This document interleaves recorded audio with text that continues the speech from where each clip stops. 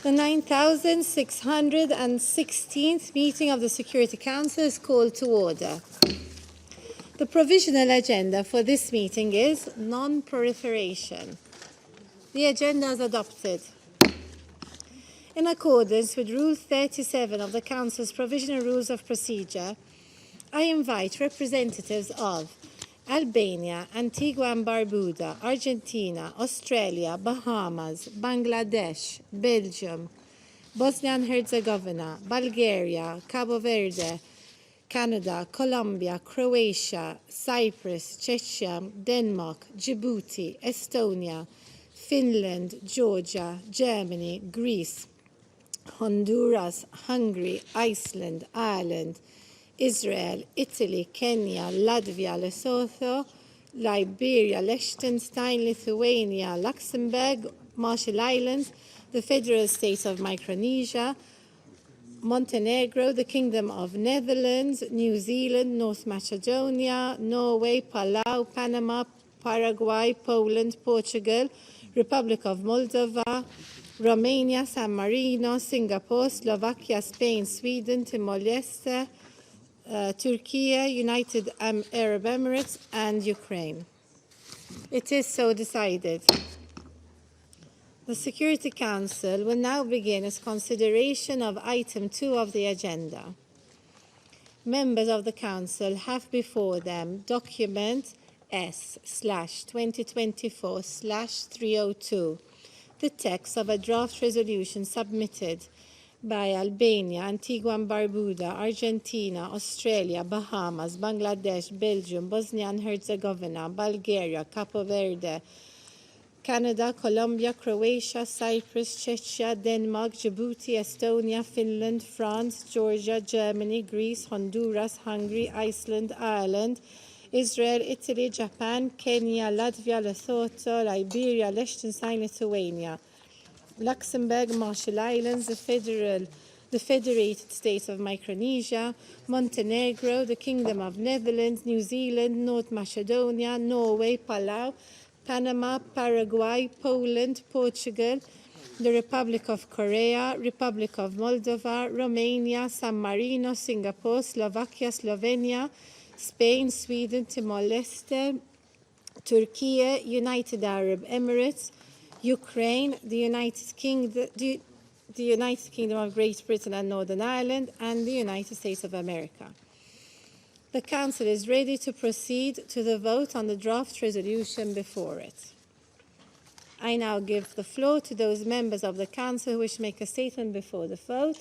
I give the floor to the United States. To the United States. Sorry about that. I didn't realize I was going to be called. Thank you, Madam President. Apologies. The United States and Japan are proud to introduce a resolution that would strengthen and uphold the nuclear non-proliferation and disarmament regime, including in outer space. We have only begun to understand the catastrophic ramifications of a nuclear explosion in space, how it could destroy thousands of satellites operated by countries and companies around the world and wipe out the vital communications, scientific, meteorological, agricultural, commercial, and national security services we all depend on. With such grave consequences for the long-term sustainability of outer space and sustainable development goals, there should be no doubt placing a nuclear weapon into orbit would be unprecedented, unacceptable, and deeply dangerous.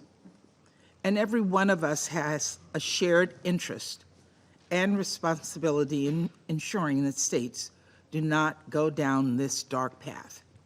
Therefore, the resolution before us today should not be controversial. Among other things, it emphasizes the shared goal of preventing an arms race in outer space and urges exploration and use of outer space for peaceful purposes. It calls on UN member states to not develop any nuclear weapons or other weapons of mass destruction that are specifically designed to be placed in orbit around Earth. And it affirms the obligations of all state parties not to place any objects carrying nuclear weapons or other WMDs in orbit around Earth in full compliance with the Outer Space Treaty, a treaty that 115 countries have joined, including Japan and the United States, every other permanent member of this council, and the vast majority of its elected members.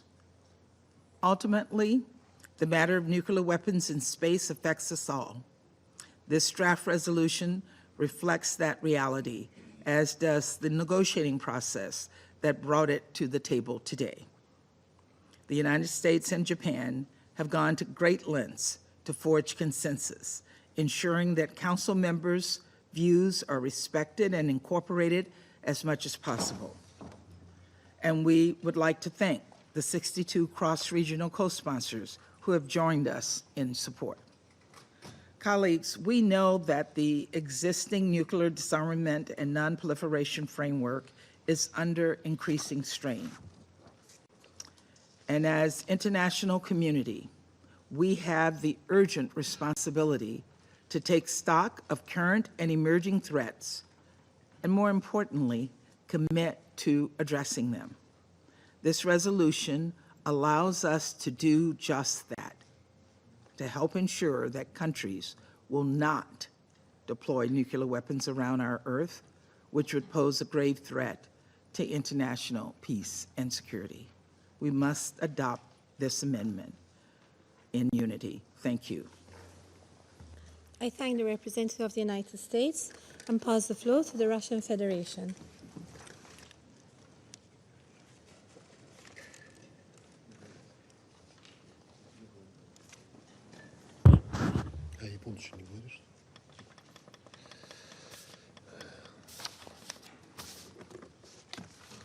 Госпожа председатель, Сегодня наш Совет вновь вовлечен в подготовленный Соединенными Штатами нечистоплотный спектакль и сталкивается с циничным подлогом и обманом. На этот раз продвигаемым американскими и японскими авторами выносимого на голосование проекта.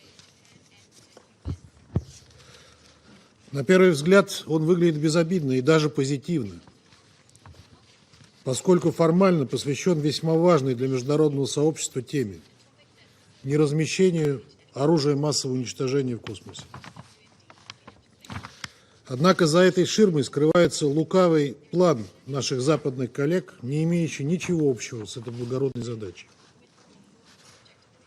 Хочу напомнить, что запрет на размещение в космосе оружия массового уничтожения уже закреплен в договоре о космосе и действует уже 57 лет, с 1967 года. В чем же тогда реальная подоплека американо-японской идеи переподтвердить его в 2024 году? Выдергивая из всех видов оружие массового уничтожения, Вашингтон, Токио и их союзники пытаются тем самым закамуфлировать свою незаинтересованность в том, чтобы в космосе в принципе не размещались любые виды вооружений. На чем Россия и Китай настаивают как минимум с 2008 года. Это все равно, что, построив дом и даже не договорившись о его конструкции, пытаться отдельно установить на месте его будущего расположения крышу. Мы не против договариваться по ней, но договорившись сначала по всем остальным элементам конструкции, а именно это западные делегации делать отказываются. Пытаться представить нашу страну в качестве незаинтересованного в предотвращении гонки вооружений в космосе игрока и не выполняющего соответствующие обязательства по международным договорам – это полный абсурд.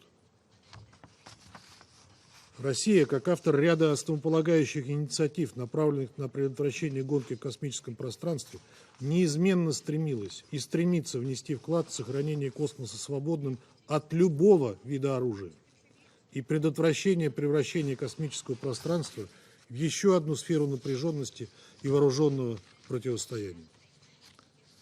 Для нас это приоритетные задачи в контексте обеспечения международной безопасности и стратегической стабильности.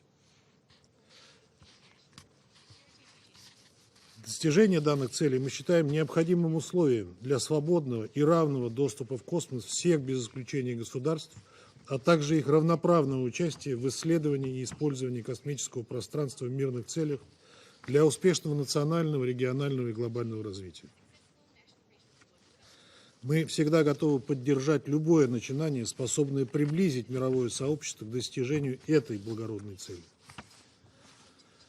Именно поэтому, несмотря на абсолютно абсурдный и политизированный характер предложенного американскими и японскими коллегами проекта резолюции, Российская Федерация на протяжении всего периода работы над ним, а это в течение 5 недель, участвовала в обсуждении текста в целях выхода на сбалансированный продукт, который должным образом покрывал бы все аспекты ПГВК. Нами был предложен ряд соответствующих правок, однако никакие наши озабоченности не были учтены. Мы неустанно призывали авторов инициативы отказаться от ангажированной линии и вернуться в русло конструктивного взаимодействия по учету мнений всех членов Совета. Но в их планы учет мнений всех членов Совета Безопасности и выход на консенсусный текст явно не входили. Документ, по которому Совет сегодня должен принять решение, сохраняет ограниченный и политизированный характер, нацеленный лишь на углубление раскола среди членов Совета Безопасности ООН. Он не имеет ничего общего с мирно-космической проблематикой и не направлен на комплексное решение задач ПГВК. Поэтому полагаем необходимым внести балансирующую поправку, которая позволит Совету послать сильный и недвусмысленный сигнал мировому сообществу о нашем твердом намерении исключить космическое пространство из сферы гонки вооружений. Причем любых, а не только ядерных или оружия массового уничтожения. и сохранить его для мирных целей. Это должно стать неукоснительной нормой политики государств и общепризнанным международным обязательством. Другого пути нет. Только гарантированное предотвращение гонки вооружений в космическом пространстве обеспечит возможность мирного освоения космоса и его использования для решения крупных проблем экономического, социального и культурного развития, остро стоящих сегодня перед человечеством, а также для объединения усилий государств в этой области. Именно тогда, а не в отрыве от этой задачи, можно обсуждать ее преломление на отдельные виды оружия массового уничтожения. Для этих целей вместе с делегацией Китая мы предлагаем включить в проект новый оперативный параграф следующего содержания. After operative paragraph 6, insert a new paragraph, which would be number 7. Calls upon all states, and above all, those with major space capabilities, A, to take urgent measures to prevent for all time the placement of weapons in outer space and the threat of use of force in outer space, from space against Earth and from Earth against objects in outer space. B, to seek through negotiations the early elaboration of appropriate, reliably verifiable, legally binding multilateral agreements. Еще раз хочу повторить, Россия и Китай своей поправкой не вычеркивают из проекта призыв не развивать оружие массового уничтожения и не размещать его в космосе, а лишь дополняют его положениями о недопустимости любого вида оружия в космическом пространстве.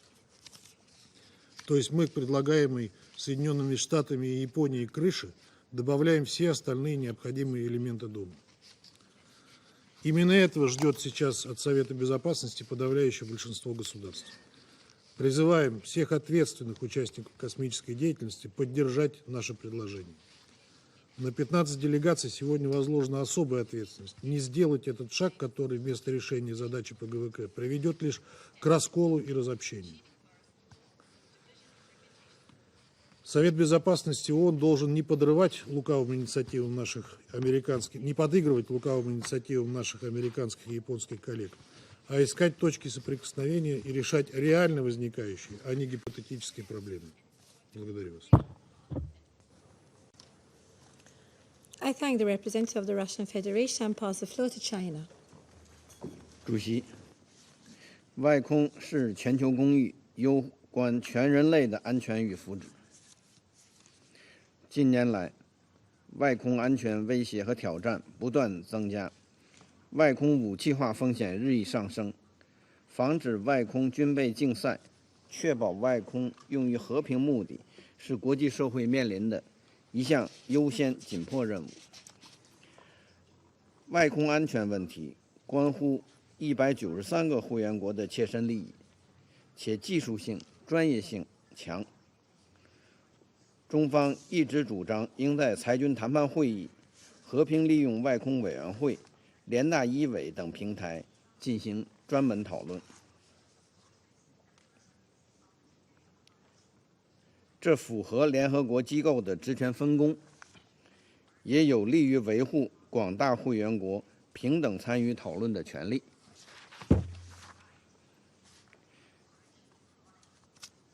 与此同时，考虑到外空安全问题与维护国际和平与安全的联系，以及一些成员的强烈意愿，中方秉持建设性精神，参与了安理会围绕此问题的讨论与磋商。在此过程中，我们始终主张，既然安理会审议外空安全问题并拟采取行动，就应重视并反映国际社会的普遍关切和呼声，就应尽可能地照顾各方意见，争取协商一致，以为相关平台的专业讨论提供支持与补充。中方认同现有安理会决议草案中与1967年外空条约有关的内容，但这些内容只是外空安全治理的一个方面，草案还应增加补充其他的一些实质性内容。基于近年联大高票通过的外空决议，中俄对现有决议草案提出了修正案，主张写入呼吁会员国采取措施，防止在外空放置武器。我想强调，这指的是所有类型的武器。尽快谈判订立具有法律约束力的多边协定等内容。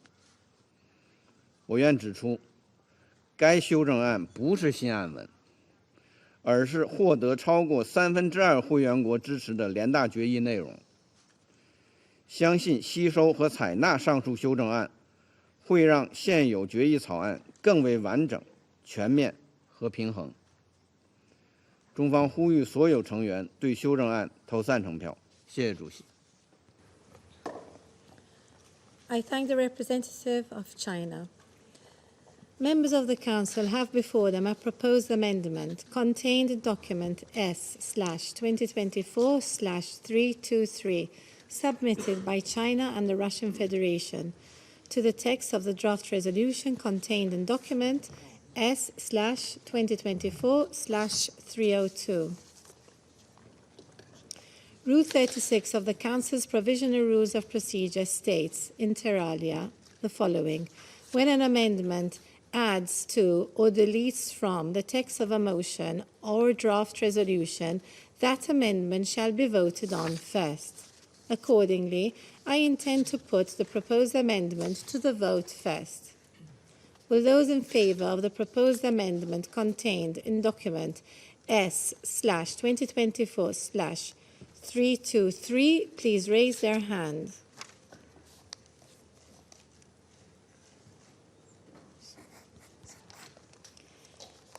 Those against?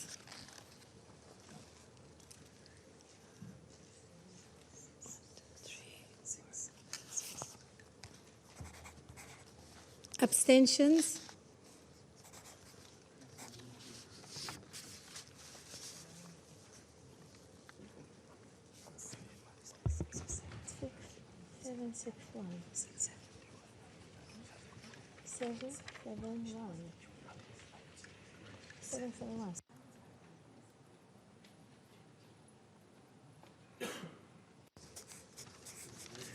So, thank you. The result of the voting is as follows. 7 votes in favour, 7 votes against, 1 abstention.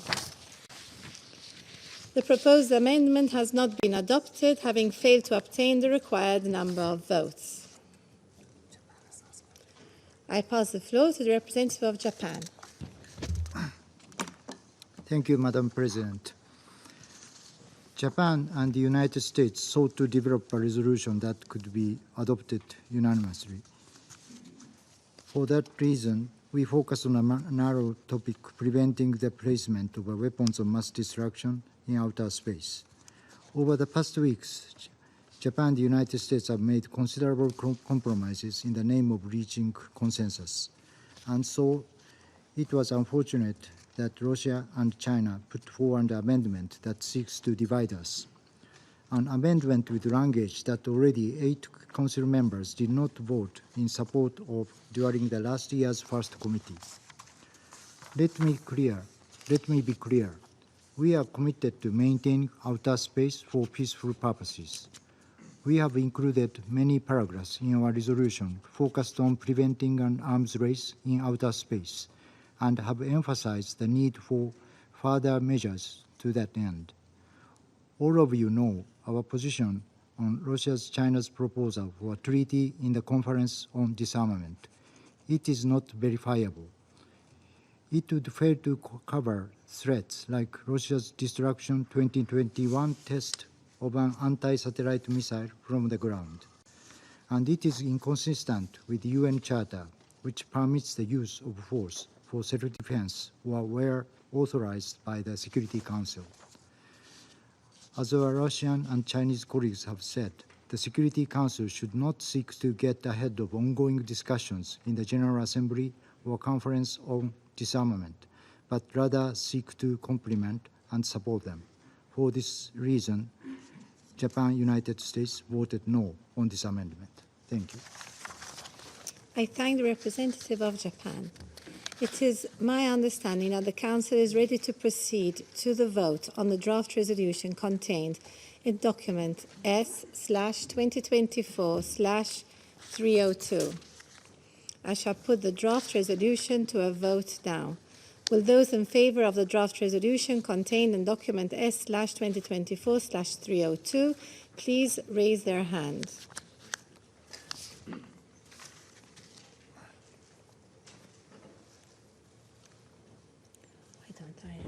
Those against, where did I have here? I don't have it here. Don't worry. Thank you. Those against? Abstentions?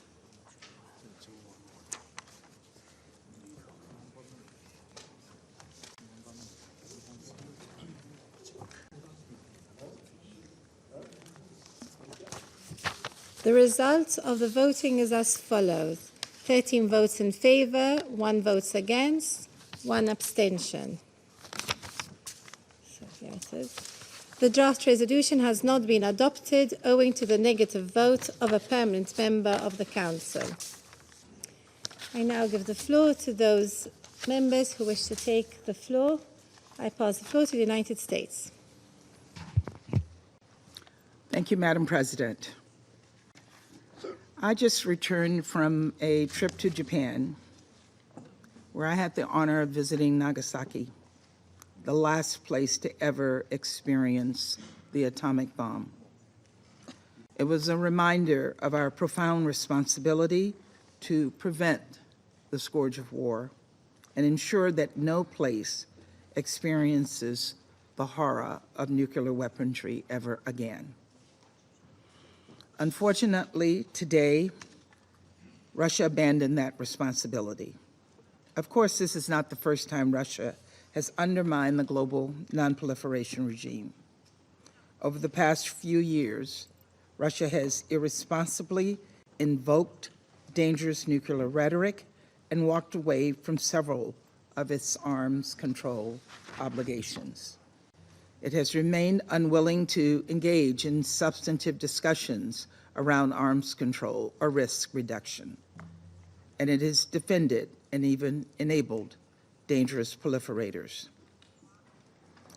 Now Russia has vetoed a straightforward resolution that affirms a legally binding obligation under the Outer Space Treaty that we should not be putting WMD into orbit.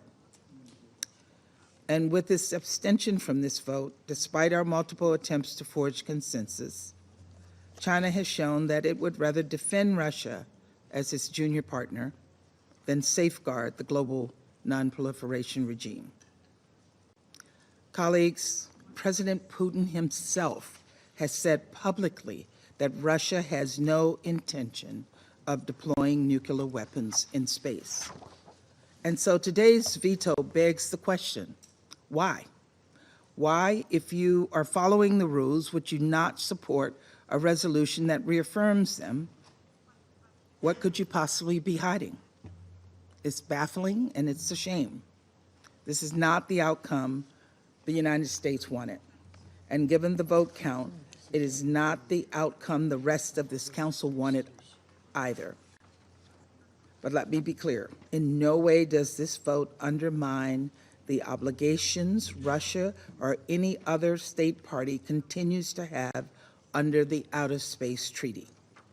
And in no way does it mark the end of our shared effort to promote safe, secure, stable, and sustainable exploration and use of outer space. For our part, the United States will continue to model transparency, accountability, and cooperation. We will continue to comply with existing arms control obligations and engage constructively in new ones. And we will continue to show up to this table and to the negotiating table in good faith and pursue bilateral arms control discussions with Russia right now without preconditions.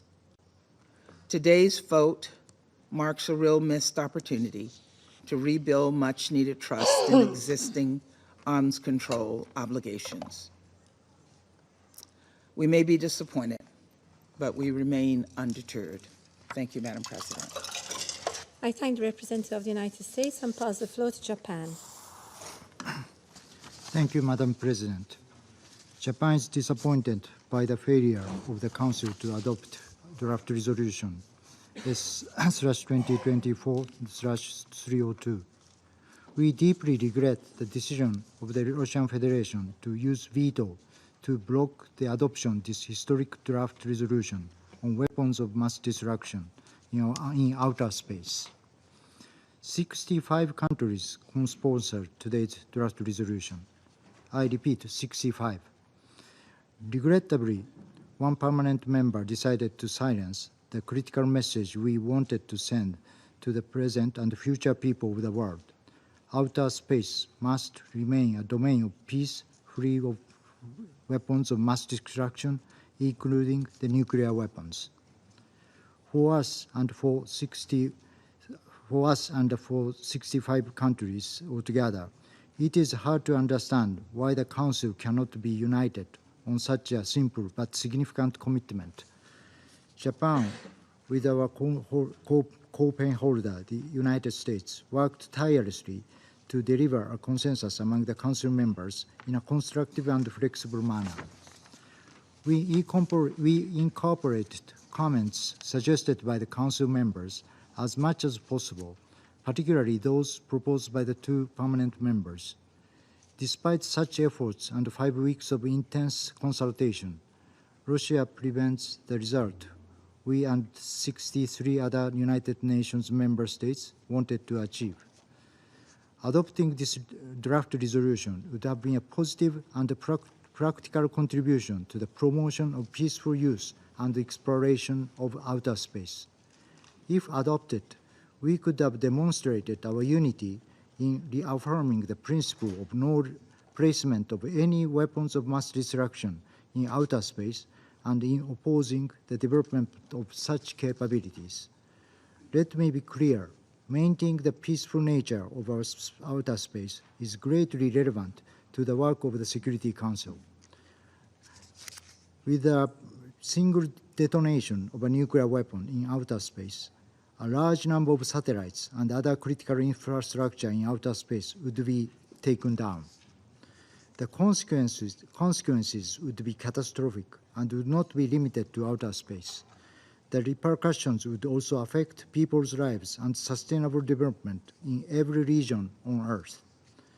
Despite the result today, preventing any nuclear weapons or other weapons of mass destruction in outer space must remain our priority and should be pursued by all UN member states, including those who blocked today's draft resolution. I thank you. I thank the representative of Japan and pass the floor to the United Kingdom. Thank you, President. First, allow me to extend our appreciation to Japan and to the US for their work on this important resolution. The UK voted against the proposed amendment because this resolution is rightly focused on upholding the Outer Space Treaty, something the whole international community should agree on, and not on what further measures may be needed to prevent an arms race in outer space. And anyway, the amendment offered only one perspective on that debate, a debate that is anyway conducted elsewhere, not in this Council. The UK believes that the best way to prevent an arms race in outer space is to elaborate norms, rules, and principles of responsible space behaviours, which could be composed of an appropriate mix of legally binding and non-legally binding measures. The UK voted in favour of the resolution and co-sponsored it because we believe that the Security Council should send a clear message on the importance of upholding the Outer Space Treaty for international peace and security. The UK is deeply concerned about the erosion of the global international security architecture. the Outer Space Treaty is part of that architecture, in particular its Article 4, which prohibits the placement of nuclear weapons in Earth orbit.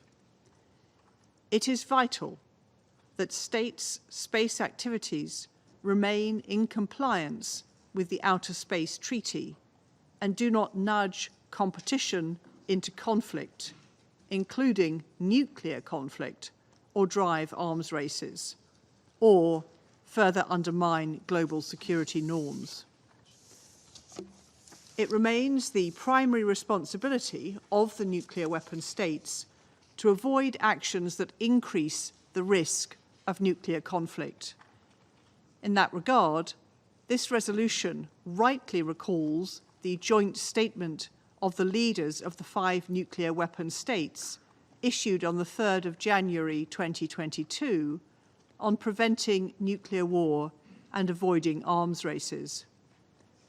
It remains the UK's view that nuclear weapons, for as long as they exist, should serve defensive purposes, deter aggression, and prevent war and coercion.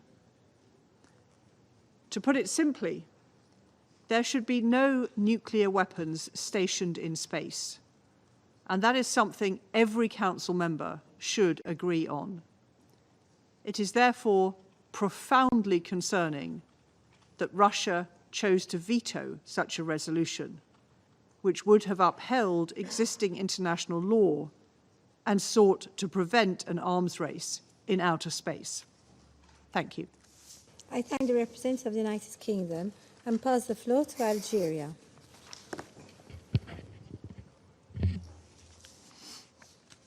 Thank you, Madam President. We commend Japan and the United States, the lead sponsors of this initiative, and for the hard work, their hard work, to improve the draft text. However, our ultimate concern is whether this initiative will truly and definitely contribute to the shared goal of the Global South of preventing an arms race and weaponization of outer space. Yet, the draft text rightly references key documents like the Space 2030 Agenda and the NPT. We appreciate its emphasis on international law and the role of the Conference on Disarmament in negotiating multilateral agreements. Algeria believes this effort should complement existing initiatives and pave the way for a legally binding treaty on preventing a comprehensive arms race in outer space. While existing forums play a role in promoting the peaceful, we believe that the Russian amendment strengthened the text by advocating for a broader approach that goes beyond just weapons of mass destruction. The threat of an arms race in space and its dire consequences for global peace and security cannot be ignored. That's why Algeria voted in favor of both the amendment and the resolution as a whole. All nations must take responsibility and avoid actions that jeopardize our shared goal of keeping space weapon-free. transparency, trust building, and cooperation are crucial, especially involving countries with major space capability. Outer space, belonging to all humankind, should be explored and used collaboratively for the benefit of all, regardless of development level. While existing forums play a role in promoting the peaceful use of space, they cannot replace a robust international legal framework. A legally binding treaty on preventing an arms race in outer space is essential. The Conference of Disarmament, the dedicated organ for disarmament negotiations, must begin work on an international instrument for space-related issues without delay. Algeria reiterates its commitment to preventing an arms race in space. We expressed a positive vote on this resolution and on the amendment as a step towards strengthening the legal regime governing outer space activities. We urge all nations to work together to prevent this grave threat to international peace and security and build a peaceful future for all. I thank you. I thank the representative of Algeria and pass the floor to Ecuador. Gracias, señora presidenta. El Ecuador votó a favor del proyecto de resolución propuesto por Japón y los Estados Unidos. Además, votó a favor de la enmienda presentada por China y la Federación Rusa. El Ecuador valora y defiende el uso exclusivamente pacífico del espacio ultraterrestre y se opone a su anarquización y aún más a su militarización, lo cual incluye el emplazamiento de cualquier tipo de armamento. En varias ocasiones y foros, el Ecuador ha expresado su clara posición de que no solo debemos abstenernos de militarizar el espacio ultraterrestre, sino también de politizarlo. Por eso, hago un llamado respetuoso a favorecer el diálogo franco y transparente en esta materia, con el objetivo de frenar la posibilidad de una carrera armamentística en el espacio exterior y a fin de evitar que se convierta en otro escenario de confrontación. Reafirmo el pleno convencimiento de mi país de que es urgente avanzar en la negociación de instrumentos jurídicamente vinculantes necesarios para preservar el carácter pacífico del espacio ultraterrestre. Para concluir, saludo nuevamente la iniciativa y esfuerzo de los redactores y lamento que este Consejo no pudo adoptar este proyecto de resolución que contaba con el apoyo mayoritario de sus miembros debido al uso no justificado del veto. Gracias. I thank the representative of Ecuador and pass the floor to Switzerland. Madame la Présidente, garantir une utilisation pacifique, sûre et durable de l'espace extra-atmosphérique contribue à notre sécurité et à la prospérité. C'est un intérêt commun de tous les États. Toute menace dans ce domaine sensible peut avoir des conséquences importantes pour la paix et la sécurité internationale. Préserver l'espace pour permettre aux générations futures de profiter pleinement des opportunités qu'il offre incombe donc non seulement au Comité pour les utilisations pacifiques de l'espace extra-atmosphérique et aux organes désignés par la première session extraordinaire consacrée au désarmement, mais également à ce Conseil. C'est pour ces raisons que la Suisse a voté oui à cette résolution. Nous sommes depuis longtemps confrontés à différentes approches dans le domaine de la sécurité spatiale et la Suisse a toujours insisté sur le fait que celles-ci sont complémentaires. La Suisse reste attachée à sa position relative à l'interdiction du placement d'armes, y compris conventionnelles, dans l'espace et soutient le développement d'un instrument juridiquement contraignant à cet effet. En ce sens, cette résolution est un pas dans la bonne direction.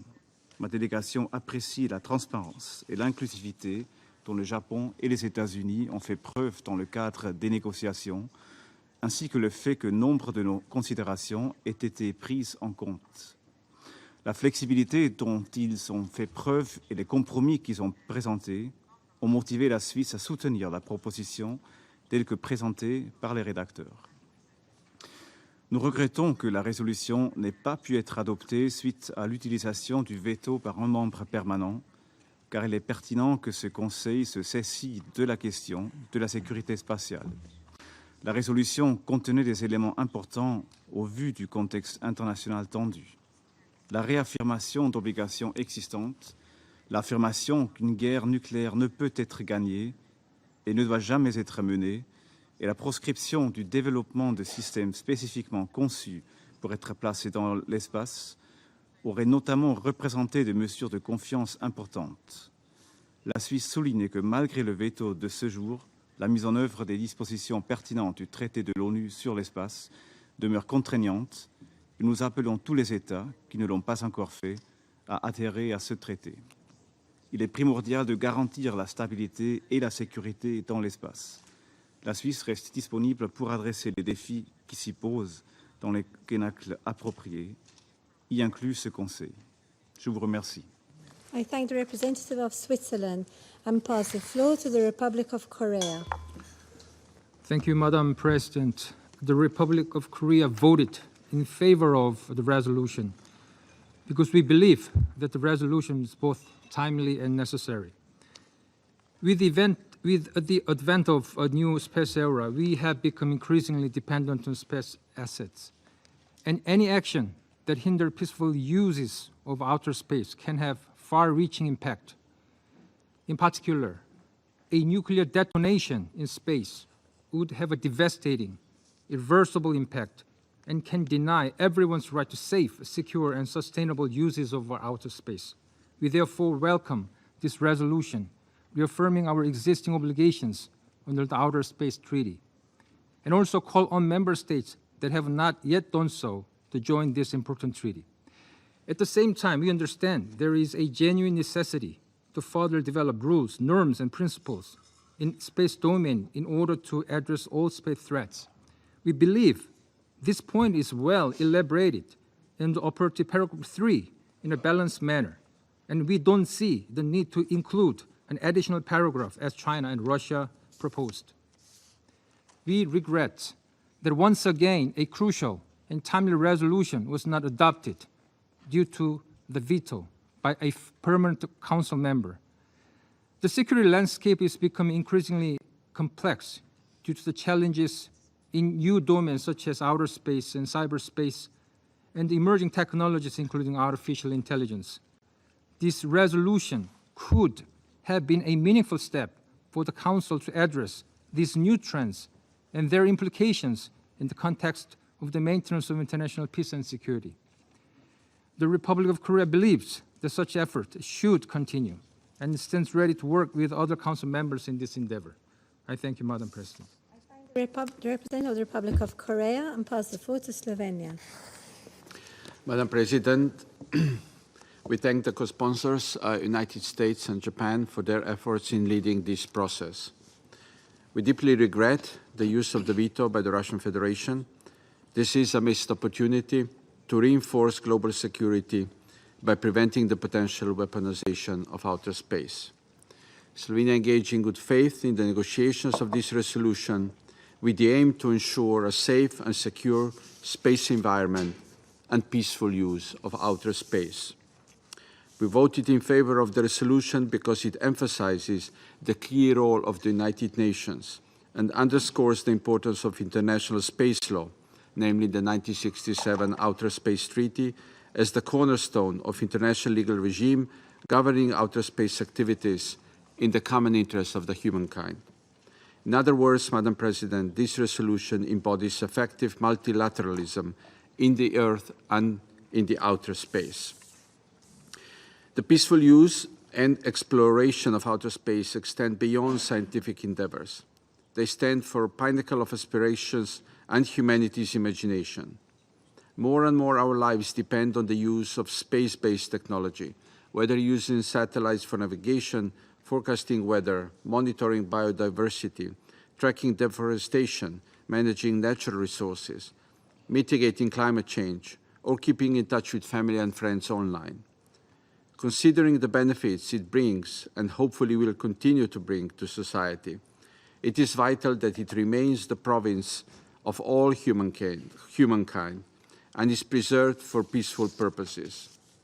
We particularly stress the importance of peaceful exploration and use of outer space for us today and for the future generations, for the benefit of all humankind. Thank you. I thank the representative of Slovenia and pass the floor to Guyana. Thank you, Madam President. Guyana voted in favor of the draft resolution presented by the United States and Japan. We thank the penholders for their efforts on this important text and the transparency with which the consultations were conducted. We also supported the amendment proposed by the Russian Federation and China, consistent with our position on General Assembly Resolution 78/238.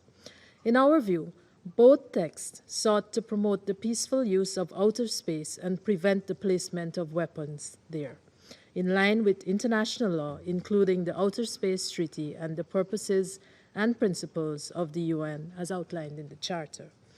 Guyana recognizes that the placement of weapons in outer space could have adverse impacts on the entire planet and therefore supported the proposals tabled today. We are of the view that the draft resolution that was just vetoed and with the amendment presented by China and the Russian Federation could have contributed to averting such a situation. We also believe that the draft proposals could have complemented the ongoing processes within other UN fora. Madam President, Guyana underscores that outer space is the common heritage of humankind and should be used for the benefit of all humanity. This domain should therefore be used strictly for peaceful purposes with no negative consequences. To this end, we reiterate the importance of nuclear weapon states upholding their international obligations and committing to not place nuclear weapons in outer space. As we move forward in our consideration of this topic, Guyana is committed to supporting efforts that guarantee the right of all countries to benefit equitably from the peaceful use of outer space. I thank you. I thank the representative of Guyana and pass the floor to Sierra Leone. Madam President, we thank the United States and Japan for the immense work invested in drafting the resolution and the negotiations thereof. Sierra Leone voted in favor of the draft resolution on weapons of mass destruction in outer space, S/2024/302, because we believe in the importance of the Treaty on the Non-Proliferation of Nuclear Weapons and the Outer Space Treaty in maintaining a peaceful and secure environment in outer space. Sierra Leone recognizes the severe consequences of using WMDs in outer space, which could have detrimental effects on the long-term sustainability of outer space activities and hinder progress towards sustainable development on Earth. We therefore urge all states to prioritize the peaceful exploration and use of outer space for the benefit of all humanity. It is in this vein that Sierra Leone further urges all member states to conduct their outer space activities in compliance with international law and the UN Charter, emphasizing the importance of maintaining international peace and security through cooperation and understanding. We also voted in favor of the amendment S/2024/323 to the draft resolution S/2024/302 because Sierra Leone supports the call for further measures, including political commitments and legally binding instruments to prevent an arms race in and militarization of outer space, and will further emphasize the need for effective verification mechanisms. In ensuring that we maintain a practice of consistency, our vote for the amendment S/2024/323 is reflective of our vote in the General Assembly for Resolution A/RES/78/238, components of which form the amendment to the draft WMD resolution S/2024/302. We close by stating that it's our sincere hope that the members of the Security Council can come together and find a common ground on the issue of non-proliferation of weapons in outer space. Thank you. I thank the representative of Sierra Leone and pass the floor to the Russian Federation. Госпожа председатель, к сожалению, Совет Безопасности не смог сегодня принять взвешенное решение в пользу сохранения космоса исключительно для мирного использования. Именно на это была направлена предложена Россией и Китаем поправка, которая не была принята. Крайне показательно, что ни в ходе сегодняшнего заседания, ни ранее авторы проекта резолюции так и не смогли ответить на вопрос, чем конкретно не устраивает их наше предложение. Добавить призыв не размещать в космосе вообще никакие вооружения. Иначе говоря, как мы уже говорили, зачем им крыша, если еще не построены стены? В чем заключается реальная причина, побудившая их внести в Совет Безопасности столь странный проект резолюции, для многих коллег остается загадкой. Ответим на этот вопрос. Постоянный представитель США, зачитывая свою заготовку, фактически саморазоблачилась, прямо подтвердив, что единственная цель, с которой Вашингтон внес этот проект, это очернение России. Если США действительно такие поборники мирного космоса, то почему вы, уважаемые коллеги, проголосовали против нашей поправки о том, что надо запретить размещение в нем любого оружия, а не только оружия массового уничтожения? Ваше молчание на этот счет красноречивее любых слов. И уж точно не США читать другим государствам лекции про опасность применения ядерного оружия. Постоянный представитель США задала на вопрос «почему?». Мы на него ответили. Мы хотим запрета любых вооружений в космосе, а не только оружия массового уничтожения. А вы этого не хотите. Задам вам тот же вопрос. Почему? Моя американская коллега, кстати, поведала о своей поездке в Японию и посещении Нагасаки, и об ужасающих последствиях ядерной бомбардировки. Могу я поинтересоваться, не просветит ли она нас, а кто эту ядерную бомбардировку осуществил? Единственный раз в истории человечества. Или, может, об этом скажет наш японский коллега, страны, которая ни разу на моей памяти не назвала страну, которая ее бомбила, как будто ядерные бомбы, сброшенные на Хиросиму и Нагасаки, действительно прилетели из космоса и взялись ниоткуда. Американский постпред сама только что сказала, что президент Путин неоднократно подтверждал отсутствие у России планов размещать ядерное оружие в космосе. Сказала она, что непринятие этой резолюции не сказывается на уже имеющихся обязательствах России не размещать ядерное оружие в космосе по договору о космосе 1967 года.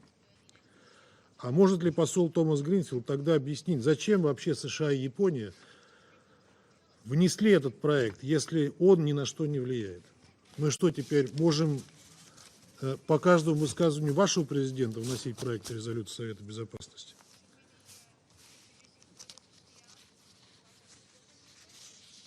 Многое становится понятным, если вспомнить, что Соединенные Штаты и их союзники некоторое время назад анонсировали планы, которые включают размещение оружия, в частности, ударных боевых систем в космическом пространстве, применение силы или угрозы силой в космосе, из космоса, а также в отношении космоса и его использование для проведения боевых операций. Об этом прямо указано в ряде космических стратегий западных государств, которые можно легко найти в открытом доступе. Все предшествующие годы Соединенные Штаты активно сопротивлялись любым инициативам, нацеленным на предотвращение гонки вооружений в космосе. Яркий пример – многолетнее блокирование Соединенными Штатами российско-китайского предложения по поводу проекта договора о предотвращении размещения оружия в космосе, который был подготовлен еще в 2008 году. Россия же, это хорошо известно профильным экспертам, многие годы проводила абсолютно противоположную и конструктивную линию и продвигала на соответствующих площадках в Первом комитете Генеральной Ассамблеи, конференции по разоружению, комиссии ООН по разоружению, комитете ООН по космосу, инициативы, нацеленные на предотвращение гонки вооружений в космосе. Хочу еще раз заявить для протокола. Мы готовы хоть завтра заключить международную юридически обязывающую договоренность, которая бы содержала всеобъемлющий запрет на размещение в космическом пространстве любых видов вооружений, а не только оружия массового уничтожения, которые и так уже запрещены договором о космосе, а также запрет на применение силы или угрозы силой в космосе, из космоса или в отношении космоса. Но проблема в том, что к этому не готовы наши западные партнеры, которые как раз и занимаются активным военным освоением космоса. И пусть они нас не вводят в заблуждение своими лукавыми речами сегодня, они от милитаризации космоса отказываться не собираются. Предложенный сегодня американской делегацией проект без учета российско-китайского предложения является не более чем пропагандистским политизированным продуктом, который не имеет никакого отношения к сохранению космоса для использования в мирных целях. Через него Вашингтон неуклюже пытается отвести от себя обоснованную критику и переложить с больной головы на здоровую. К тому же это еще и удобный способ для того, чтобы отвлечь внимание от недавнего позорного вето Вашингтона по заявке Палестины стать полноправным членом ООН, что не позволило исправить многолетнюю историческую несправедливость по отношению к палестинскому народу. Важно не упускать из вида и еще один крайне опасный и вредоносный элемент американского проекта. В нем очевидна попытка использовать Совет для введения новых, ранее нигде, включая договор о космосе, не зафиксированных ограничений, что вызывает большие вопросы с правовой точки зрения. Совет Безопасности ООН крайне неподходящий для этого площадка. Дискуссии по проблематике космической безопасности и принимаемые решения должны носить всеобъемлющий характер, включать всех членов ООН и быть сосредоточены на устранении угрозы гонки вооружений в космическом пространстве и возникновения там вооруженных конфликтов. Иначе это не что иное, как очевидная попытка навязать мнение членов Совета Безопасности остальным членам ООН. И это карты в руки тем, кто утверждает, что Совет Безопасности отнимает прерогативу Генеральной Ассамблеи ООН. Россия остается приверженной своим обязательствам в космосе в соответствии с международным правом. Потакать чьим-то агрессивным планам и давать зеленый свет политизированным инициативам с двойным дном мы не будем.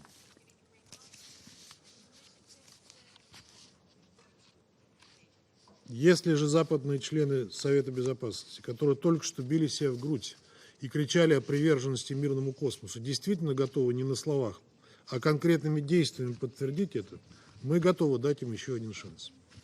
Для этого планируем в ближайшее время представить Совет Безопасности альтернативный проект резолюции и начать по нему переговорную работу. Надеемся, что у всех членов Совета здравый смысл и заинтересованность в сохранении космоса в качестве мирной среды возобладают над попытками политизировать столь важную для нормальной жизни на Земле тему. Благодарю вас.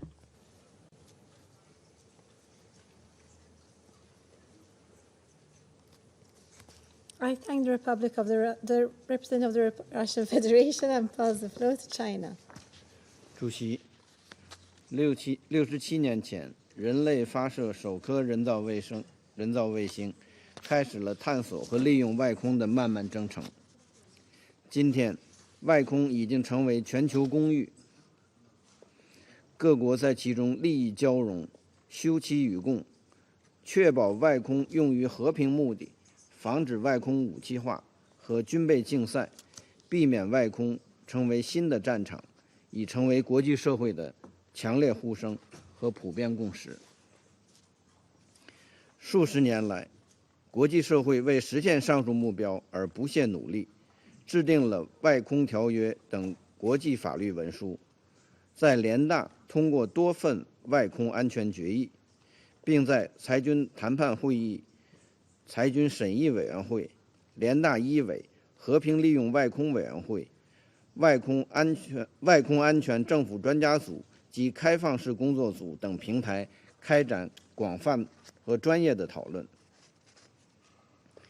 在有关讨论进程中，各方普遍认识到，当前外空安全威胁既包括可能在外空放置核武器等大规模杀伤性武器，也包括可能在外空放置其他类型武器，还包括个别国家将外空界定为作战疆域，加快外空军力建设，构建外空军事同盟等。针对上述威胁，只有明确反对外空军备竞赛，推动谈判缔结新的外空军控条约文书，才能切实维护外空持久安全。这是绝大多数成员国，特别是广大发展中国家的普遍呼声。主席，安理会成员在共同推进外空安全治理进程中，应致力于展现善意，增进互信，促进合作，避免相互猜忌、攻讦、指责、制造对抗。提案国应重视并吸纳其他成员国提出的合理建议，争取推动各方就案文达成共识。在明知各方尚存分歧的情况下，急于推动安理会采取行动，只会造成安理会分裂，损害安理会权威，也不利于各方在外空安全问题上的互信与合作。为使决议草案更加完整、全面、平衡，中国同俄罗斯一道对决议草案提出修正案。遗憾的是，修正案未获通过。刚才付诸表决的决议草案不全面、不平衡，没有最大限度反映193个会员国在外空安全问题上的共同利益和共同呼声，因此中方不得不投弃权票。刚才美国代表对中方进行了无端指责，中方对此表示坚决反对。我想强调的是，如果美国和日本真的致力于推动安理会建设性讨论外空安全问题，就应该全面关注外空武器化和军备竞赛风险，就应该旗帜鲜明地主张禁止在外空放置包括核武器在内的所有种类的武器。美国就应该停止研发部署进攻性外空武器。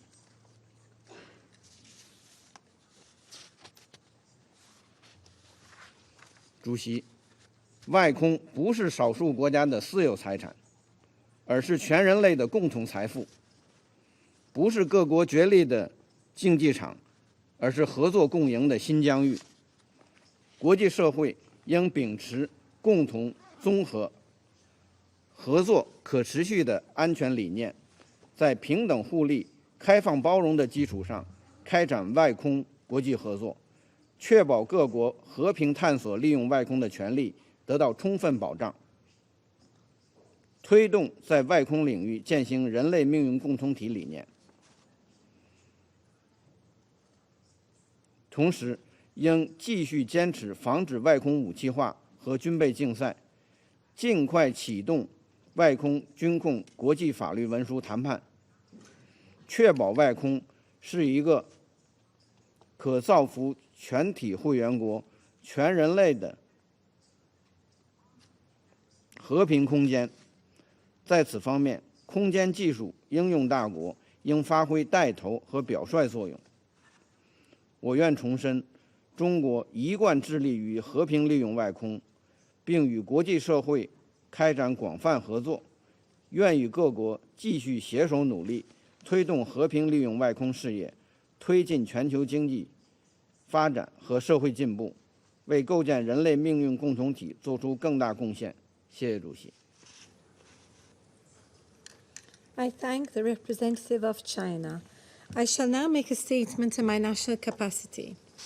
I start by thanking the United States and Japan for this initiative. We appreciate their skillful leadership and their tireless efforts to accommodate the positions of all Council members. Unfortunately, these efforts face yet another veto by a permanent member of this Council. The Council missed a timely opportunity to adopt its first resolution on outer space. As space capabilities continue to increase, it is the duty of this Council to address these threats to international peace and security.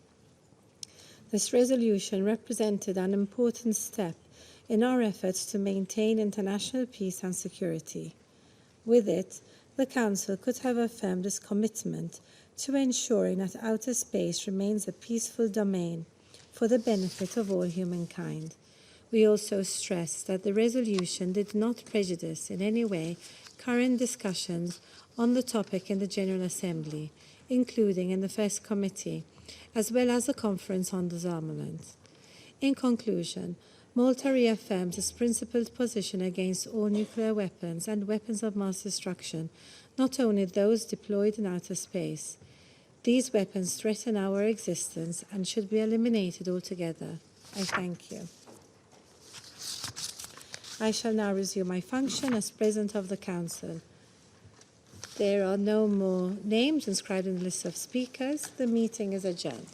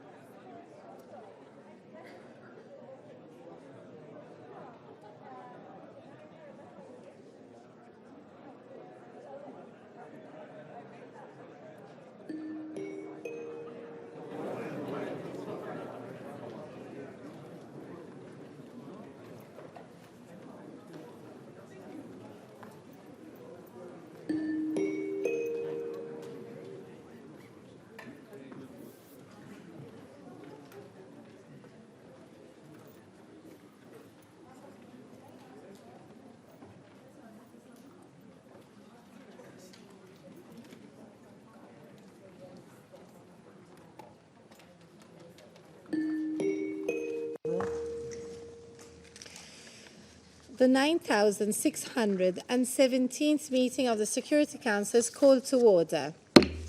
The provisional agenda for this meeting is the situation in the Middle East, including the Palestinian question. The agenda is adopted.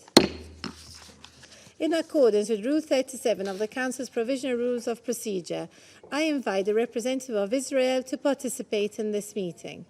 It is so decided. In accordance with Rule 39 of the Council's Provisional Rules of Procedure, I invite Ms. Sigrid Kaag, Senior Humanitarian and Reconstruction Coordinator for Gaza, pursuant to Security Council Resolution 2720 of 2023, to participate in this meeting. It is so decided. The Security Council will now begin its consideration of item 2 of the agenda. I now give the floor to Ms. Sigrid Kaag. Madam President, Excellencies, members of the Security Council, it's been almost 7 months since the 7th of October terror attack perpetrated by Hamas against Israel, a country which continues to be impacted by deep trauma of the attack and the uncertainty of the fate of the hostages. In Gaza, during the same period, over 34,000 people have been killed and tens of thousands have been injured or maimed. Livelihoods, homes, schools, and hospitals have been destroyed. The health infrastructure in Gaza has been decimated. The few hospitals still standing struggle to operate due to severe shortages of supplies and frequent power outages. As summer draws near and temperatures rise, communicable diseases threaten to sweep through Gaza. Children, who in every crisis suffer the worst and the most, are deprived of nutrition, protection, and education, their futures hanging in the balance. The scarcity of food and other essential goods has also led to a breakdown in civil order and the gradual unraveling of the social fabric in Gaza. There is no effective law enforcement. As the Secretary General has said, we have a shared responsibility to secure an immediate humanitarian ceasefire in Gaza, the immediate and unconditional release of all hostages, and the unimpeded delivery of humanitarian aid.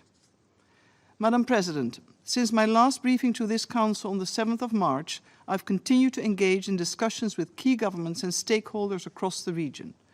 I've also submitted and discussed detailed proposals with the governments of Israel, Jordan, Egypt, and Cyprus to accelerate and streamline the delivery of goods into Gaza and to ensure a consistent pipeline of goods for safe distribution across the Gaza Strip. Today, I will share with you my assessment of the implementation of Security Council Resolution 2720, including areas where progress has been made or lack thereof.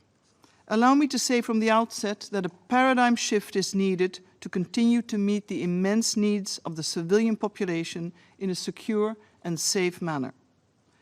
Madam President, as I've stated to you before, effective humanitarian operations cannot be reduced to counting trucks. This is a false metric for gauging whether humanitarian assistance is sufficient, let alone whether it responds to the basic humanitarian requirements. For example, treating acutely malnourished children or pregnant women is not a matter of eating more calories. They require therapeutic and supplemental foods as well as long-term medical care. Effective humanitarian operations are also about the need for a sustained flow to deliver the right quality and quantity of assistance. This requires a continued focus on volume, predictability, and sustainability of diversified aid to scale up assistance. Humanitarian agencies must be able to move food, medicine, and many other supplies safely and via all possible routes and crossings into and throughout every part of Gaza. UNRWA is pivotal in providing life-saving humanitarian aid and essential social services, particularly in health and education, to Palestine refugees.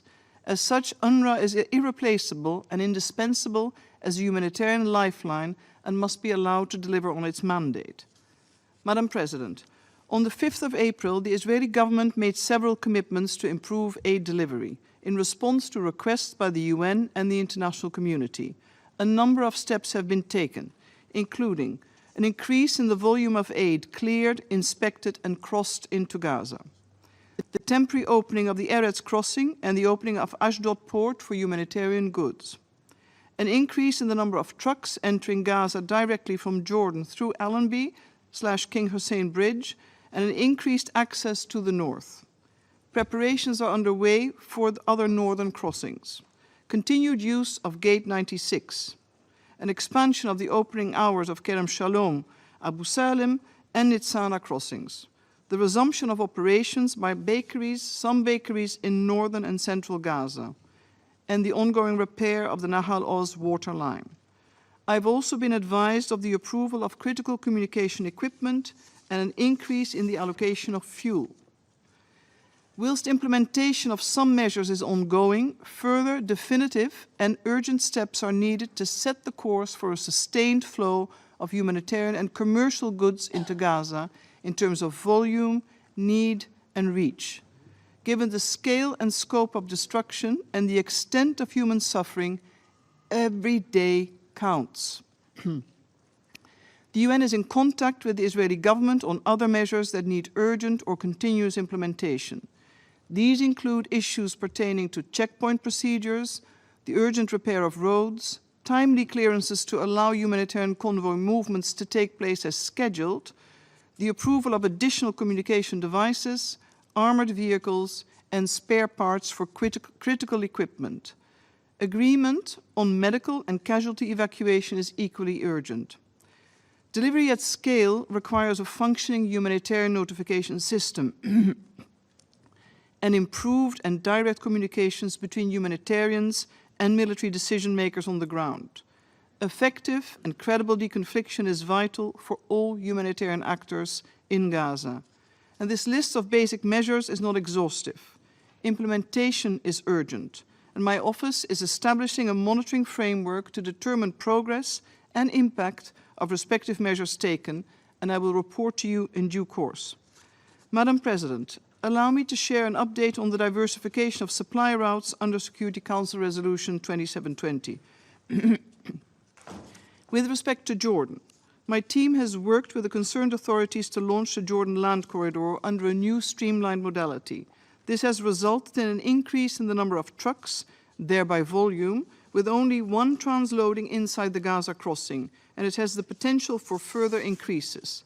And the entire UN family is planning for the receipt and onward distribution of cargo at scale directly from Jordan to northern Gaza via the Eretz crossing. This route is both effective and vital to reach civilians in northern Gaza and beyond. With regards to Egypt, given the importance of the aid flow from Egypt, we will continue to streamline operations and maximize access through the Rafah and Kerem Shalom Abu Salim crossings. We've engaged in constructive dialogue to explore opportunities for the optimization of the efficiency of aid delivery through Egypt.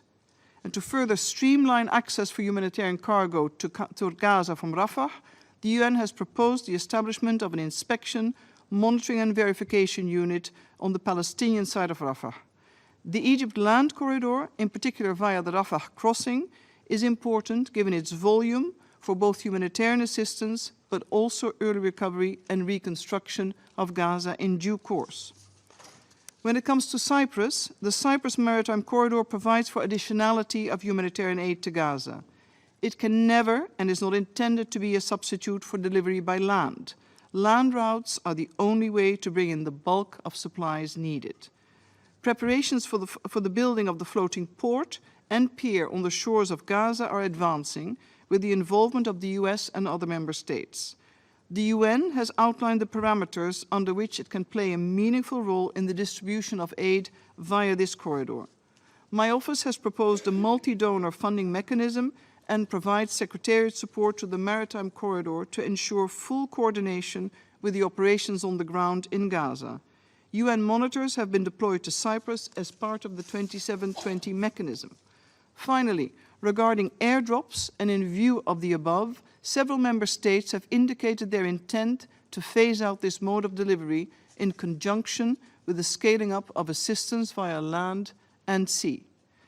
Madam President, I'm pleased to announce that the operationalization of the UN 2720 mechanism for Gaza will start in the coming days, and I'm grateful for the constructive cooperation. The mechanism will initially be applicable to the Cyprus and Jordan routes, respectively. Technical consultations will shortly be finalized with Egypt on this route. I've informed the government of Israel on the operationalization of the mechanism as per the resolution. A database and notification system will go online for all cargo destined for Gaza along supply routes. The approval for the placement of international monitors at crossings, inspection, and supply points has been requested from relevant authorities. Verification and monitoring inside Gaza will commence as soon as possible. In the coming weeks, my office will also be operational in Gaza. The operationalization of the mechanism will allow for pipeline prioritization, predictability, visibility, and tracking of supplies to Gaza. As the resolution intended, the mechanism is designed to facilitate and support the work of all humanitarian partners on the ground. Madam President, the extent of the destruction and the devastating impact of this war on the entire population of Gaza calls for an ambitious and comprehensive plan of support with commensurate investment. The recent UN, EU and World Bank interim disaster assessment illustrates the scale of the damage and the magnitude of investments required across all sectors.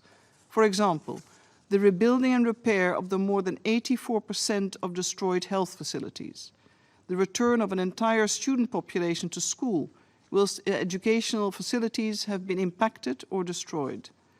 As the Secretary General has stated, the Palestinian Authority has a critical role to play in Gaza. The international community must work towards enabling its return, strengthen its governance capacity, and prepare it to reassume its responsibilities in Gaza. All efforts towards early recovery and reconstruction also need the participation of Palestinian civil society. Fostering a conducive environment to re-establish the commercial sector in Gaza and the engagement of the Palestinian business community and its investors are equally important. Madam President, I wish to echo the United Nations' grave concern over the prospect of an Israeli operation in Rafah. Such action would compound an ongoing humanitarian catastrophe, with consequences for people already displaced and enduring severe hardships and suffering. The UN's ability to deliver will also be constrained. In closing, I would like to reiterate the importance of a paradigm shift. This requires a further scale-up in the quality and quantity of assistance and its distribution. Irreversible steps to enable safe, secure, and unhindered delivery inside Gaza, and planning and timely preparations for early recovery and reconstruction. There's no substitute for political will to sustain these efforts. Let us remember that behind every statistic is a human story of loss and suffering, and it's our duty to provide protection, support, and therefore hope for the Palestinian population in Gaza. It's also our duty to advocate for a lasting peace between Israel and a fully independent, viable, and sovereign Palestinian state. Thank you. I thank Ms. Kaag for her briefing. I now give the floor to those council members who wish to make statements. I give the floor to the representative of the United Kingdom.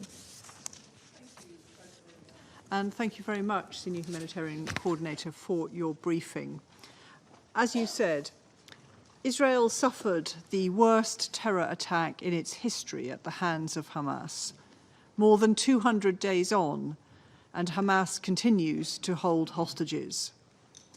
Palestinian civilians in Gaza are facing a devastating and growing humanitarian crisis and the risk of famine. The UK is joining USG Kaag's important efforts to prevent this situation deteriorating even further. We have trebled our aid commitment in the last financial year, and we're doing everything we can to get more aid in as quickly as possible by land, sea, and air, and to contribute to the paradigm shift that you mentioned. I want to highlight 3 areas. First, we welcome Israel's commitment to increase aid flows into Gaza. For example, the delivery of humanitarian aid through the port of Ashdod and the Erez checkpoint and extending the opening hours of the Kerem Shalom crossing. We now need to see more implementation. There has been some welcome progress in this regard, but much more needs to be done. Our Foreign Secretary reiterated this to Israeli Prime Minister Netanyahu on his visit to Israel last week. Second, as well as getting more aid in, it needs to be the right aid. That is why Resolution 2720 is so important. The UK fully supports Sigrid Kaag's mandate to establish a database and a mechanism to track, verify, and coordinate aid. The UK has provided expert technical support to help delivery of this mandate. And the UK will be providing over $3.5 million of additional funding for equipment to support the UN and aid agencies to get more aid into Gaza. Third, once humanitarian aid arrives in Gaza, it is vital that it can be distributed quickly and effectively.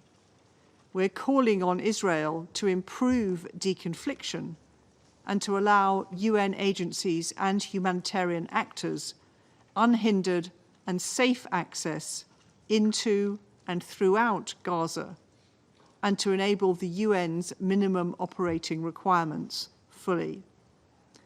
The tragic deaths of 7 World Central Kitchen workers, including 3 British citizens, demonstrates the need for action. President, the UK recognises that UNRWA is critical to aid delivery in Gaza. We were appalled by the allegations that UNRWA staff were involved in the 7 October attacks against Israel, and we note the ongoing UN Office for Internal Oversight Services investigation into these allegations. We are grateful for the independent review into UNRWA neutrality led by Catherine Colonna, and we will set out our position on future funding to UNRWA following careful consideration of the final report and UNRWA's response.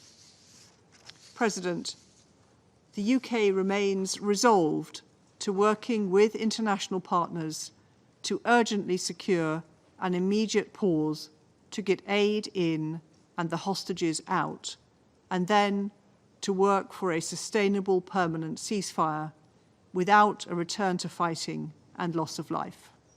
I thank you. I thank the representative of the United Kingdom and pass the floor to Mozambique. Madam President, Mozambique wishes to thank Malta's presidency for convening this important briefing on the situation in the Middle East, including the Palestinian question. We also thank Madam Sigrid, Under-Secretary General, Senior Humanitarian and Reconstruction Coordinator for Gaza, for her updated information and perspectives on the situation in Gaza, particularly in the humanitarian situation over the past 90 days, in light of United Nations Security Council Resolution 2720. We commend her and her entire team for their unwavering dedication to address this man-made crisis in order to alleviate the immense suffering of Palestinians. Madam President, the Israel-Palestinian conflict has long been a source of tension and tragedy in the region. The recent escalation has resulted in significant loss of life. Israel military operation continue causing more civilian casualties, displacement, destruction of houses, and other civilian infrastructure. The situation remains dire, and urgent action is needed to alleviate the human suffering and address the humanitarian crisis. Despite these challenges, the Council successfully adopted 2 resolutions, Resolution 2712 and Resolution 2720. These resolutions were clear in calling for an immediate and urgent humanitarian ceasefire, cessation of hostilities, and ultimately ceasefire, not only to ensure more and better humanitarian aid to those in need in Gaza, but also to allow for unconditional release of hostages and pave the way for the relaunch of the peace process. The hope was that through the demand, urgent actions, the demand of urgent actions, the suffering could be alleviated and steps towards lasting peace could be taken. Deplorably, 4 months have passed, and yet these resolutions have not been fully implemented. The delay in their implementation is a matter of concern. Madam President, the same purposes that guided this Council to adopt the 2 resolutions in December 2023 must strengthen our collective conscience to enforce international obligations under the international humanitarian law and international human rights law. Mozambique strongly encourages the engagement of relevant parties in implementation of these resolutions. We firmly hold the view that encouraging of relevant parties is crucial for implementing these resolutions. We reiterate our appeal to the Council members with influence on the parties to cooperate with the coordinator and her team to fulfill their mandate without delay and obstruction. The Council must unite and speak with one voice to urgently address the pressing humanitarian situation in Gaza. The situation demands immediate, safe, and unhindered access for humanitarian aid to reach those most in need, bearing in mind that thousands of people and families in Gaza Strip are gathering at Rafah crossing border amidst escalating hostilities. Let me, Madam President, underscore that human toll of this conflict is staggering, with innocent lives caught in the crossfire. The call for a ceasefire remains therefore urgent and crucial. Diplomatic efforts and international pressure must continue. I thank you. Representative of Mozambique, and pass the floor to the United States. Thank you, Madam President. And Senior Coordinator Kaag, thank you very much for your briefing. Colleagues, the humanitarian situation in Gaza is beyond dire. Starvation has taken the lives of children in the north. Essential supplies are dwindling. Millions have been displaced. At this perilous moment, President Biden has called on Israel to take a series of specific, concrete, and measurable steps to address this humanitarian crisis, protect civilians from harm, and ensure the safety of all aid workers. Israel must do more to prevent civilian casualties, immediately. And President Biden has made clear that U.S. policy will be determined by our assessment of Israel's immediate and sustained action on these steps. Israel has taken some positive steps, but not nearly enough and not quickly enough. And so the United States position is clear. Israel must take immediate action to open additional land crossings into northern Gaza. As Gaza faces imminent famine, lives hang in the balance, and every day matters. To complement and not replace additional land crossings and increase aid flowing into Gaza, the United States is working with our partners to implement a maritime corridor. Part of that corridor entails the establishment of a temporary pier in Gaza from which humanitarian assistance will be offloaded. We welcome the UN's commitment to help facilitate the distribution of aid delivered to Gaza via the pier. Another essential portion of the maritime corridor is the full implementation of Israeli commitments to open Ashdod for humanitarian shipments. As we understand it, assistance will be shipped to Ashdod and then transported through land crossings into Gaza. This is critical, and this needs to happen right away. But it doesn't matter how much aid gets into Gaza if that aid can't get into the hands of Palestinians in dire need.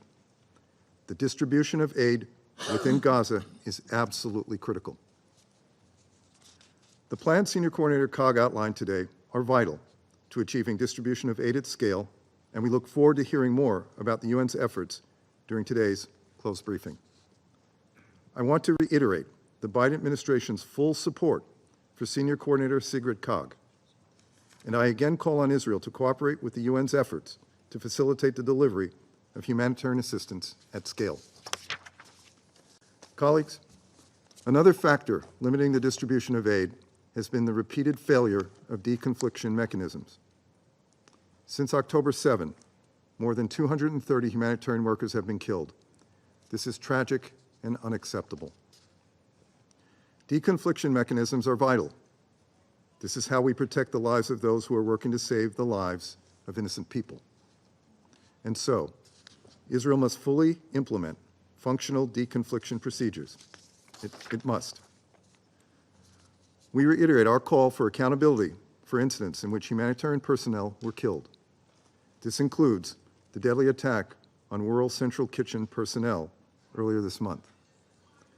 There must be an additional, independent, transparent investigation.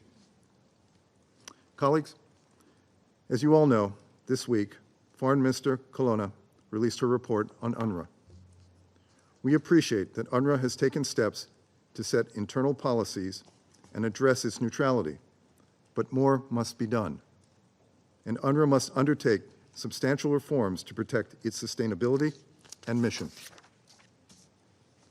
We know this will take time and resources, but implementation of the reforms outlined in Colonna's report will be critical, and the United States will work closely with the UN and other partners to ensure UNRWA carries out its duties in a neutral and balanced way for the benefit of the Palestinian people.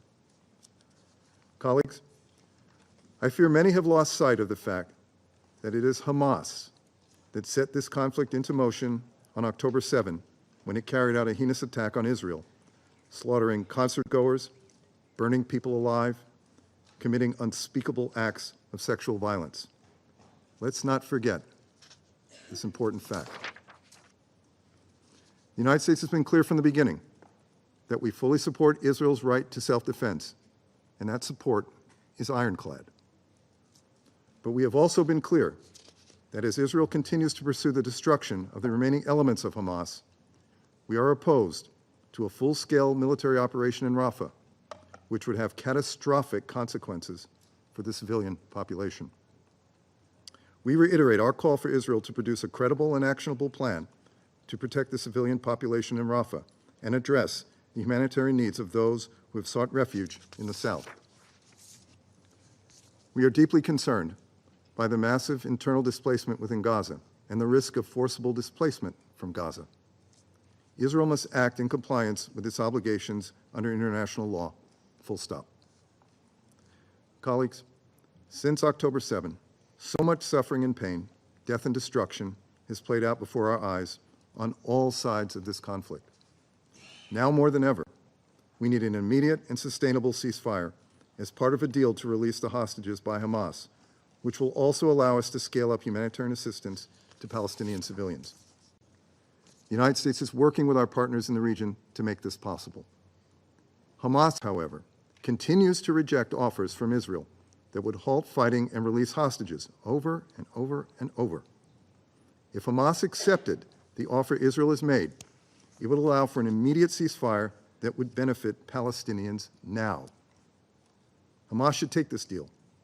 If not, it should explain to the world and to the Palestinian people why they have yet to do so, because right now, Hamas is the sole obstacle to a ceasefire in Gaza. We must all call on Hamas, especially those with the most influence, to take this deal. And we must continue to work together to support the work of Senior Coordinator Sigrid Kaag and all those working to save lives in Gaza at this moment of dire need.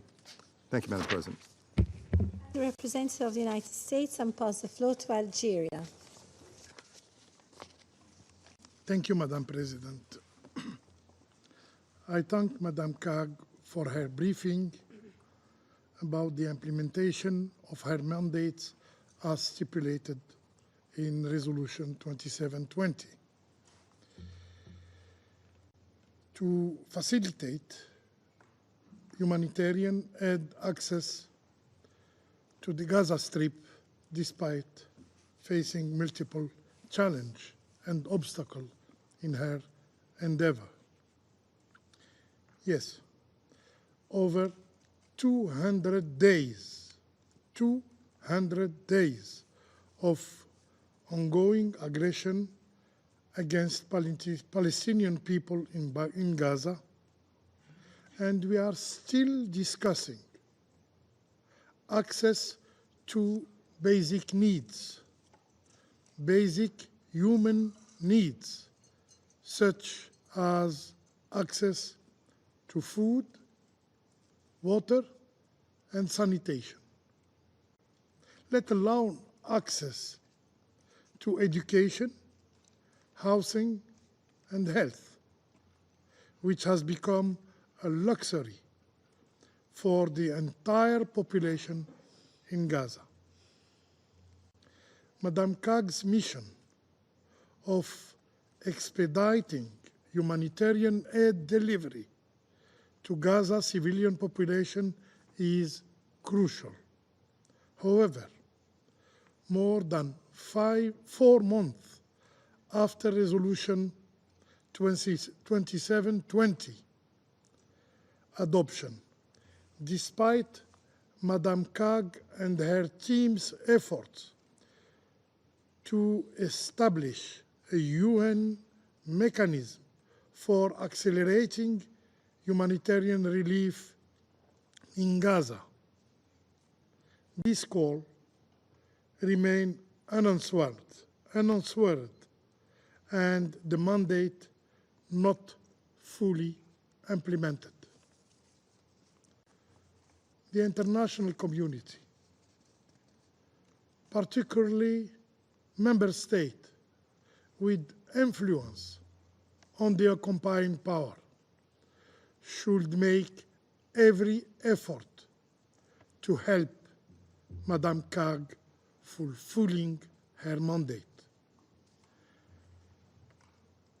and ensuring she succeed is collective responsibilities, not just one person's duty. Madam President, we firmly believe successful humanitarian aid in Gaza depends on the following. First, obviously, an immediate and lasting ceasefire. Safe humanitarian action throughout Gaza cannot be ensured without a ceasefire. The past 6 months clearly indicated this. as said by Sharon Donnelly, an International Rescue Committee Senior Vice President operating in Gaza. What's increasingly clear is that the deconfliction process is a fiction. It doesn't provide any guarantees of safety. Only a cessation of hostility can help meeting civilian population needs. Otherwise, humanitarian actors will deliver aid at risk of their lives. Second, unhindered humanitarian access. This requires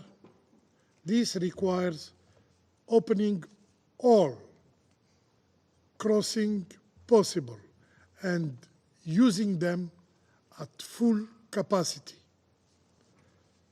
According to the occupying authorities, since October 7, only 40% of the minimum required basic needs were allowed into Gaza. After killing, I should say assassinating, humanitarian workers from the World Central Kitchen,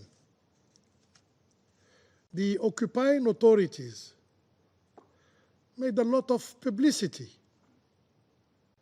on their decision to reopen Erez crossing.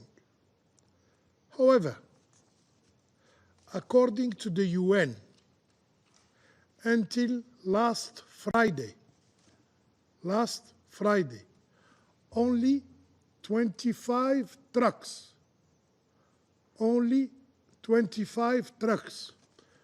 were authorized to use Erez crossing. Yes, 25 trucks.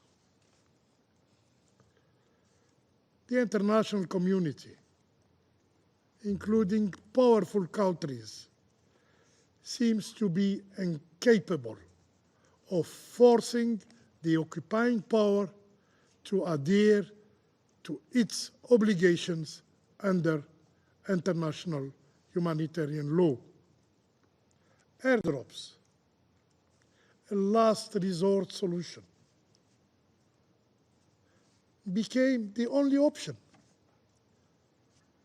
but represent only 0.3 of total aid delivered to Gaza. The maritime corridor was undermined before providing tangible result.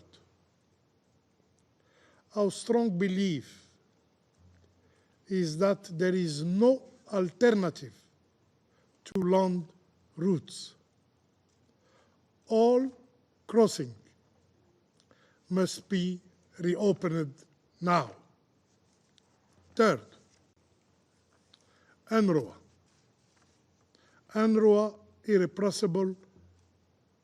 irreplaceable role.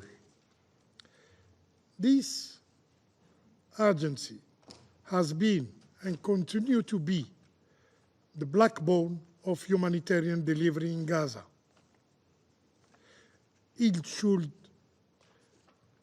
operate freely, without threat. After Madame Colonna's report, there is no more need to further debate UNRWA's credibility and efficiency. The report stated that UNRWA possesses a more developed approach to neutrality than other similar UN agencies or NGOs entities.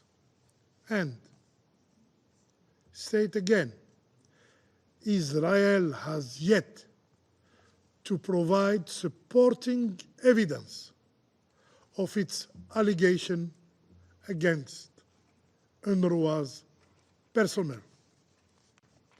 As Madame Colonna's report indicated, even those agencies rely on UNRWA that retain its central and irreplaceable role of providing a platform and, in many cases, infrastructure for these specialized activities. UNRWA must be empowered again and allowed to operate across Gaza, including the north, as famine risk looms.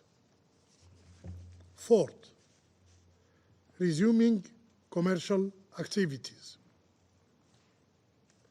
Resuming commercial activities, no matter how large and efficient humanitarian assistance is imperative, but require two main conditions. First, ending the siege imposed by the occupying authorities. Second, launching a vast cash transfer program to help revive Gaza's local market. Starting such an operation is crucial. Fifth, no ground offensive in Rafah. We warn again against any military action in Rafah. Such an offensive should not be allowed under any circumstances. 1.5 million Palestinians are crammed into Rafah, which has become the humanitarian hub of Gaza. The survival of Gaza's entire population depends on situation on this city. A ground offensive would leave people with no choice but to flee to Egypt.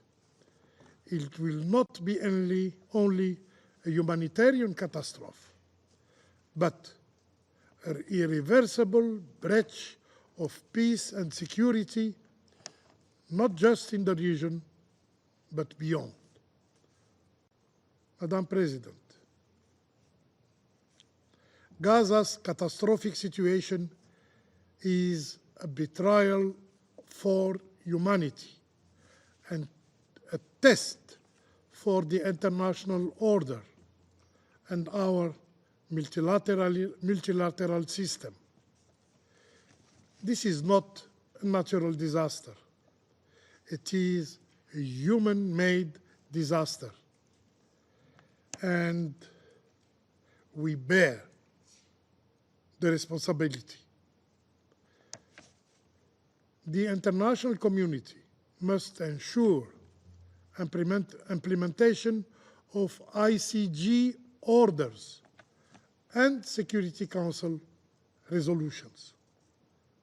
Failure is not an option. The occupying power that causes death and desperation wherever it goes cannot continue to dictate the rules. This catastrophe must be ended. I thank you. I thank the representative of Algeria and pass the floor to Ecuador. Gracias, señora presidenta. Agradezco la presencia en este consejo de la coordinadora senior de Asuntos Humanitarios y Reconstrucción de las Naciones Unidas para Gaza, así como el informe que nos acaba de proporcionar. Reitero el apoyo del Ecuador a la gestión de la señora Sigrid Kaag y al equipo de todos y al trabajo de todo su equipo con miras a la creación de un mecanismo que haga más fácil y rápido el acceso de ayuda, tarea urgente e importante. Señora Presidenta, Han transcurrido más de 4 meses desde la adopción de la resolución 2720 en diciembre pasado, cuando el Ecuador ejercía la presidencia de este Consejo. Lamentablemente, muchas de sus disposiciones están lejos de ser cumplidas y el valioso progreso realizado es insuficiente ante la magnitud de la tarea. La población civil de Gaza debe tener acceso a la asistencia que necesita en cantidades suficientes y de forma continua y predecible. Alimentos, agua, saneamiento, electricidad, telecomunicaciones y servicios médicos son esenciales para la supervivencia. Mi país ha llamado reiteradamente a que la ayuda humanitaria sea provista y distribuida sin obstáculos. Lo ha hecho desde el inicio de la guerra en Gaza en octubre pasado. Por esto, el Ecuador valora los esfuerzos realizados para la diversificación de las rutas de ayuda y las líneas de suministro por tierra, aire y mar, y alienta a persistir en este empeño a pesar de los problemas y los desafíos enfrentados. En cuanto a las dificultades operativas para el ingreso de ayuda a Gaza y su distribución en la franja, se debe recordar que la resolución 2720 del Consejo exige que las partes en conflicto cooperen con la coordinadora Kaag sin demoras ni obstrucciones. La adopción de medidas inmediatas que garanticen la provisión de servicios básicos y ayuda humanitaria ha sido también dispuesta por la Corte Internacional de Justicia en las medidas provisionales emitidas en enero y en marzo. Las resoluciones del Consejo de Seguridad y las disposiciones de la Corte Internacional de Justicia deben ser respetadas. En cuanto al mecanismo para acelerar la entrega de los envíos de socorro humanitario a Gaza, mi país hace votos para que éste pueda funcionar a pleno rendimiento lo antes posible y contribuya a aliviar las penurias que enfrenta la población civil. Para concluir, señora Presidenta, reitero la condena del Ecuador a los atroces actos terroristas de Hamás iniciado el 7 de octubre y a todo acto de violencia contra civiles, incluida la violencia sexual, e insisto en nuestra demanda de que se libere inmediata e incondicionalmente a todos los rehenes y, entre tanto, se garantice el acceso humanitario para atender sus necesidades médicas, tal como lo exigen las resoluciones de este Consejo. Muchas gracias. I thank the representative of Ecuador and pass the floor to Guyana. Madam President, I thank you for organizing today's briefing and thank Ms. Sigrid Kaag for the updates provided on her work pursuant to the mandate outlined in Resolution 2720. The pressing need for a ceasefire in Gaza is driven home forcefully once again in what has been laid out to the Council this afternoon. The humanitarian situation in the Gaza Strip continues to worsen as it remains subjected to Israeli bombardments from air, land, and sea. The death toll stands at a staggering 34,000 plus. The number of those injured has surpassed 77,000. These figures should shock our collective conscience and compel us to bring this war to an immediate and just end after more than 200 days of unimaginable horror. Madam President, the provisions of Resolution 2720 are clear on the obligations of parties to the conflict. They must comply with international law, including international humanitarian law. This entails ensuring inter alia the provision of civilians and civilian objects, humanitarian access, and the protection of humanitarian personnel and their freedom of movement. It also entails upholding the obligation to ensure the provision at scale of urgently needed basic humanitarian services and humanitarian assistance. These obligations have not been met in clear defiance of the legally binding orders issued by the International Court of Justice on 26 January and 28 March 2024. Of particular note is the order of the ICJ that Israel take all necessary and effective measures to ensure, without delay, in full cooperation with the United Nations, the unhindered provisions at scale by all concerned of urgently needed basic services and humanitarian assistance, and I quote, including by increasing the capacity and number of land crossing points and maintaining them open for as long as necessary." End of quote. The unavailability of sufficient land crossing remains a major hindrance to humanitarian efforts in Gaza, compounded by excessive inspection processes.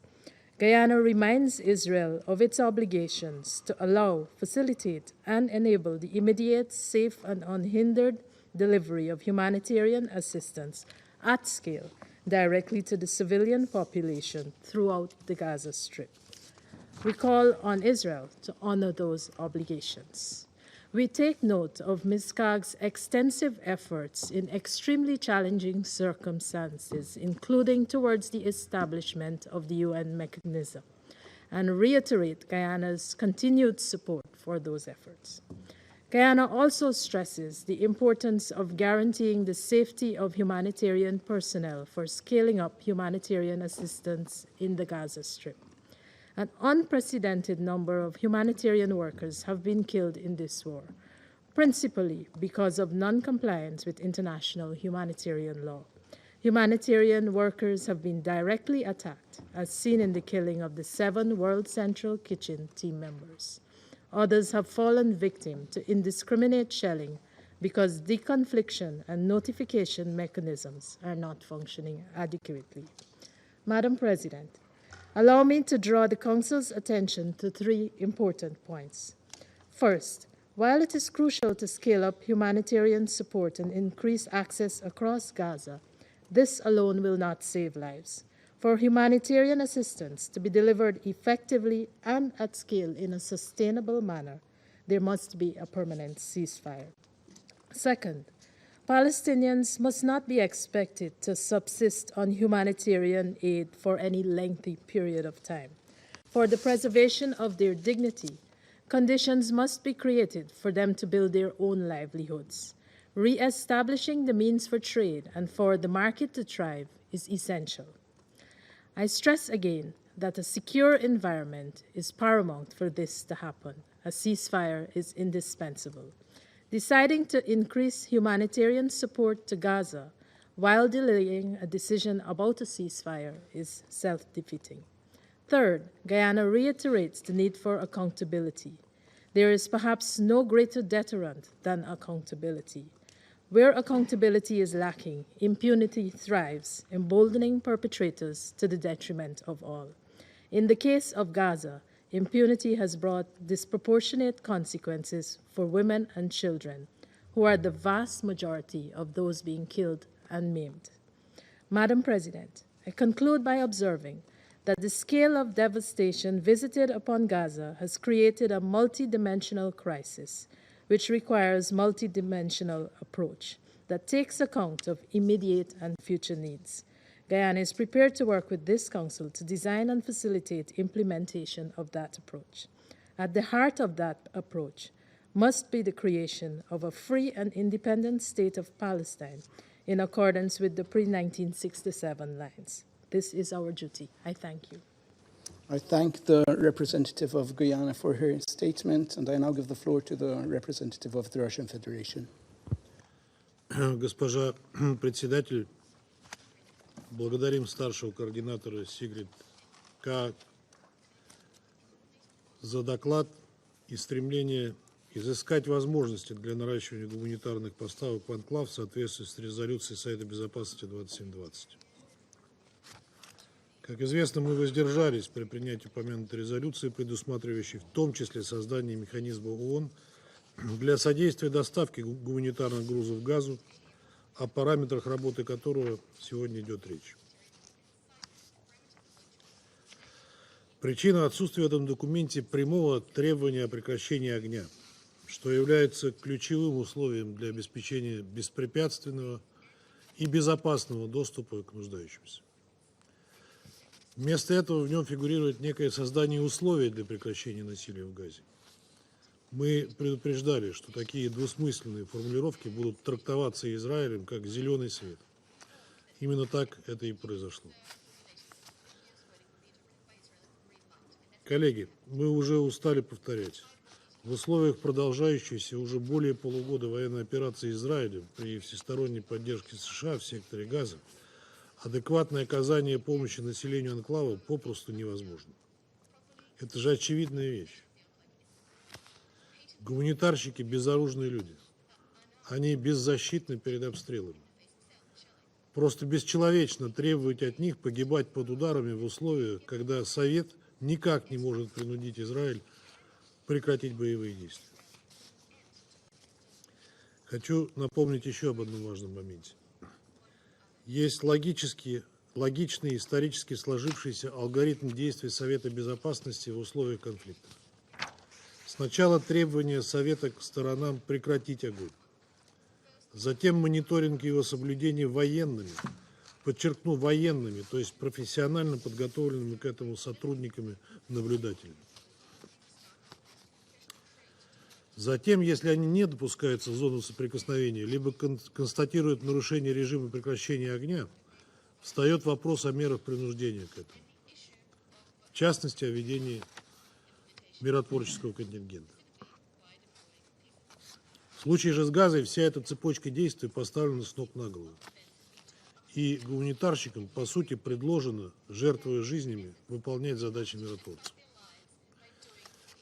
Коллеги, это же абсурд, к тому же крайне опасный. Если режим прекращения огня не соблюдается, давайте обсудим конкретные меры, как обеспечить его выполнение. У Совета Безопасности на этот счет есть отработанные алгоритмы и инструментарий, в том числе в контексте ведения миротворческих контингентов.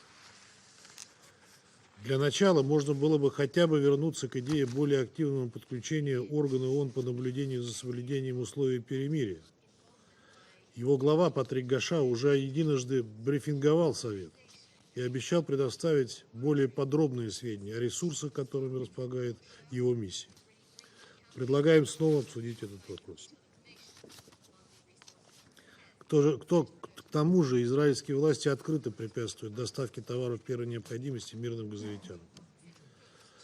На прошлой неделе мы подробно обсудили ситуацию, в которой сейчас находится Бопор. Такое положение дел просто недопустимо. Насколько нам известно, гуманитарное агентство ООН, включая Бопор, поддерживает значительное присутствие на палестинских территориях. Ресурсов у них достаточно, в том числе финансовых. Груженные конвои стоят на переходах на границе с Газой. Весь спектр юридических возможностей для организации поставок гумпомощи без создания дополнительных настроек в виде механизма имеется. В первую очередь я имею в виду международное гуманитарное право, включая Женевские конвенции, и руководящие принципы из резолюции Генеральной Ассамблеи 46-182. В этих условиях не считаем нужным устанавливать какой-либо специальный гуманитарный режим для Газа, тем более, что он, очевидно, не сработает, пока одна из сторон твердо нацелена продолжать боевые действия.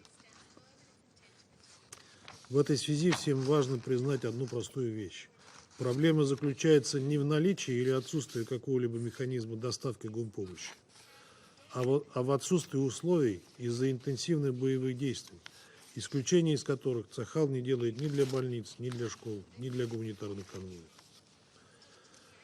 Наше твердое убеждение заключается в том, что гуманитарный доступ должен быть предоставлен в соответствии с нормами МГП, а гуманитарным работникам должен быть гарантирован адекватный уровень безопасности и защиты.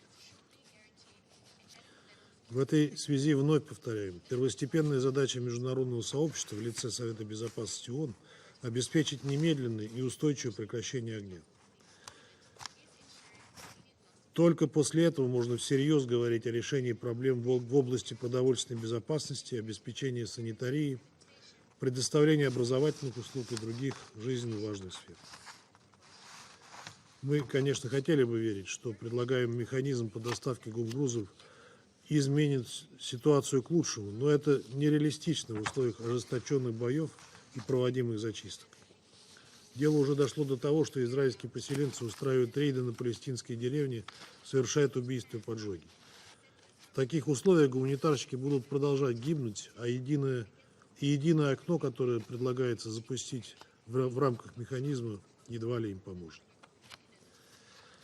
Госпожа председатель, раз уж наша задача сегодня предметно обсудить концептуальную записку по модальностям работы механизма, позвольте задать несколько вопросов ее авторам. Главный из них – есть ли согласие израильской и палестинской сторон на применение такого механизма? Проговаривались ли с ними детали этой схемы завоза гуманитарных грузов? Если да, то с кем конкретно? Имеются ли гарантии, что израильские власти не будут досматривать грузовики, как они это делают сейчас, и месяцами не давать разрешения на их въезд? Если таких гарантий нет, то какая добавленная стоимость данного механизма? Чем он фактически отличается от нынешних методов работы? Напротив, в таком случае механизм станет еще одним бюрократическим барьером с дополнительными проверками и досмотрами. Еще один принципиальный вопрос. В концептуальной записке речь идет о точках доступа Керем, Шалом и Рафах, которые и так худо-бедно пропускают грузы. Почему не учтены другие наземные морские пункты, в частности 5 контрольно-пропускных переходов на границе с Израилем, временный причал в Газе и порт в Ашдоде? В документе отсутствует раздел, посвященный взаимодействию сотрудников ООН, которые, как ожидается, будут обеспечивать работу механизма с израильской и палестинской сторонами, а также различными агентствами ООН. Говорится лишь о неких ключевых партнерах, соответствующих властях и гуманитарных игроках. Этот момент требует четкого прояснения. Нам бы хотелось также получить больше информации о коммерческих поставках, которые предлагается осуществлять в рамках механизма, который должен выполнять, по идее, сугубо гуманитарные задачи. С учетом того, что такой подход не имеет аналогов прецедента, были признательны за дополнительные пояснения. Благодарю вас. I thank the representative of the Russian Federation for their statement, and I give the floor to the representative of China. 主席，我要感谢联合国人道和重建高级协调员卡格的通报。加沙冲突爆发至今已经有200天了。这200天里，我们目睹了饥饿、饥荒的蔓延，医疗系统的瘫痪，无辜生命的消逝，上百万民众在死亡边缘的绝望与挣扎。没有任何理由可以为延续冲突辩护，也没有任何借口可以为杀戮平民开脱。国际社会必须汇聚一切努力，缓解灾难，拯救生命，平息冲突。我讲3点。第一，我们对加沙人道灾难持续恶化深表关切。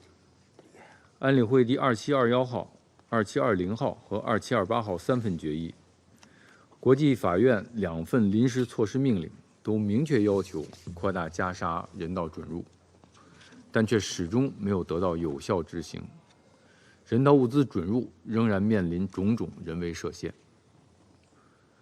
如果这种局面继续下去，必将造成更多平民因饥荒和疾病死亡。我们敦促以色列开放所有陆路过境点，保障人道物资快速、安全、大规模进入加沙，保障人道物资在加沙境内安全有序分发至最需要的人手里。我们期待卡格高级协调员设立的机制可以发挥更大作用，减少和消除人道物资在进入加沙前和进入加沙后遇到的障碍。以色列应为包括卡格高级协调员在内的所有人道机构开展工作提供配合。第二，我们支持联合国近东巴勒斯坦难民救济和工程处继续发挥作用。保障人道机构开展援助是占领方的责任，饥饿不能被武器化，救援不能被政治化。由科隆纳女士领导的独立审查小组已发布报告，指出工程处多年来设有大量健全的机制，确保机构的中立性，确保机构能够及时对违规行为作出反应和追责，并且数量远超联合国其他机构。至此，关于工程处中立性的争论应该告一段落了。我们敦促所有国家尽快恢复对工程处的共资，不要再利用任何借口对加沙民众实施额外的集体惩罚。以色列对工程处提出严重涉恐指控，但至今没有分享任何证据，我们对此表示关切。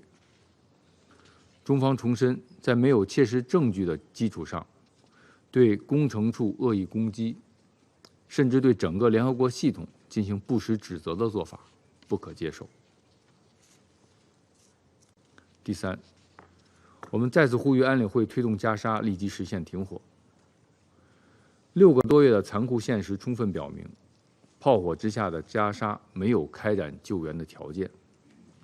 安理会第2728号决议明确要求加沙停火，具有不容置疑的约束力，所有会员国都有义务执行。我们对以色列近日对加沙的频繁轰炸表示严重关切，敦促以色列立即停止对加沙的全部军事行动，放弃对拉法的进攻计划。对以色列有重要影响的国家应秉持公正立场，为实现停火发挥积极作用。中方也支持安理会为确保决议的落实，采取进一步的行动。谢谢主席。I thank the representative of China for their statement, and I give the floor to the representative of Sierra Leone. Mr. President, I want to thank Ms. Sigrid Kaag, Senior Humanitarian and Reconstruction Coordinator for Gaza, for her very comprehensive briefing. My delegation recalls Resolution 2720, which calls for this position and for the establishment of an effective UN mechanism for providing humanitarian aid to the people in the Gaza Strip. The Senior Humanitarian Coordinator's role of facilitating and expediting humanitarian aid in Gaza is especially critical at this juncture, given that 1.1 million people are projected to face catastrophic levels of food insecurity in the region. Regular updates from OCHA on the situation in Gaza confirm that the volume of humanitarian supply entering Gaza since the start of hostilities in October 2023 is far below the approximately 500 trucks per day estimated by UNRWA to be needed to meet the basic essential food, health, and other needs of the people there. Sierra Leone acknowledges the enormity of the task of increasing the quantum of humanitarian aid into Gaza to minimize the impact of the conflict on civilians, especially on women, children, and other vulnerable persons. We commend the continued engagement and consultation by the Senior Humanitarian and Reconstruction Coordinator since her appointment with the IDF and other stakeholders in the region on removing the significant humanitarian access constraints to ensure unfettered access via all routes, air, land, and sea into the Gaza Strip. Such a consultative and well-coordinated approach is essential for seamless aid distribution to address the urgent and continuing needs of the people there, especially in the current environment of heavy bombardment and ongoing clashes. Additionally, we anticipate that an established UN mechanism as stipulated in Resolution 2720 will resolve current operational constraints, improve collaboration with humanitarian actors in the region, and increase their delivery capacity throughout the Gaza Strip. Mr. President, in supporting the Office of the Senior Humanitarian and Reconstruction Coordinator and ensuring she delivers on a mandate to facilitate, coordinate, monitor, and verify humanitarian relief consignments to Gaza, my delegation will continue to call for, 1, an immediate humanitarian ceasefire in the Gaza Strip, as stipulated in Resolution 2728, to enable full, rapid, safe, and unhindered humanitarian access to all civilians, an absence of which will only stifle progress. In this vein, we request the Office of the Senior Humanitarian Coordinator to coordinate efforts with UNRWA to ensure that the Palestinians get full access to humanitarian aid. 2, in reminding parties to the conflict of their obligations under international law, will draw their attention to the consequences associated with blatant violations. We urge parties to the conflict to prioritize the survival, security, and dignity of all civilians.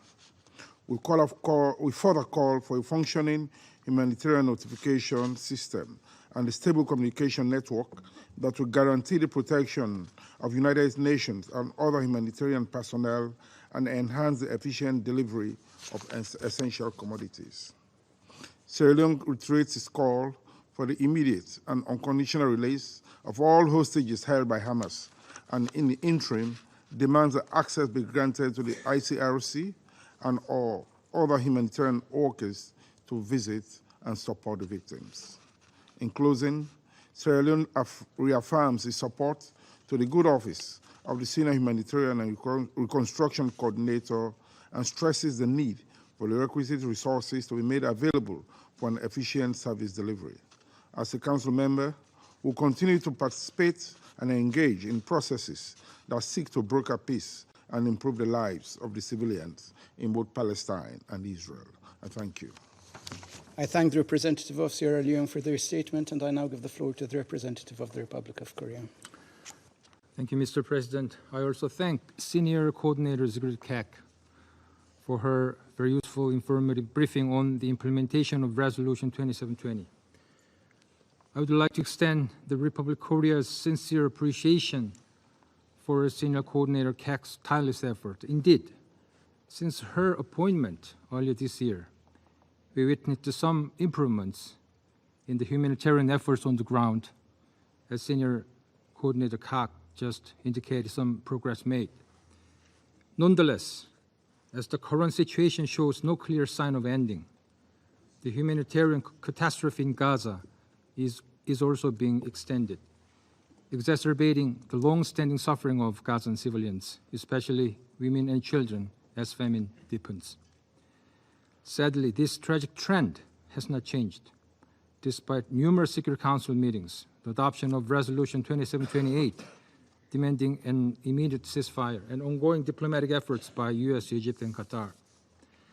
Mr. President, the Republic of Korea takes note of Israel's announcement earlier this month to open further access points into Gaza, including the opening of the Ashdod port and the Erez crossing, and to enhance deliveries from Jordan.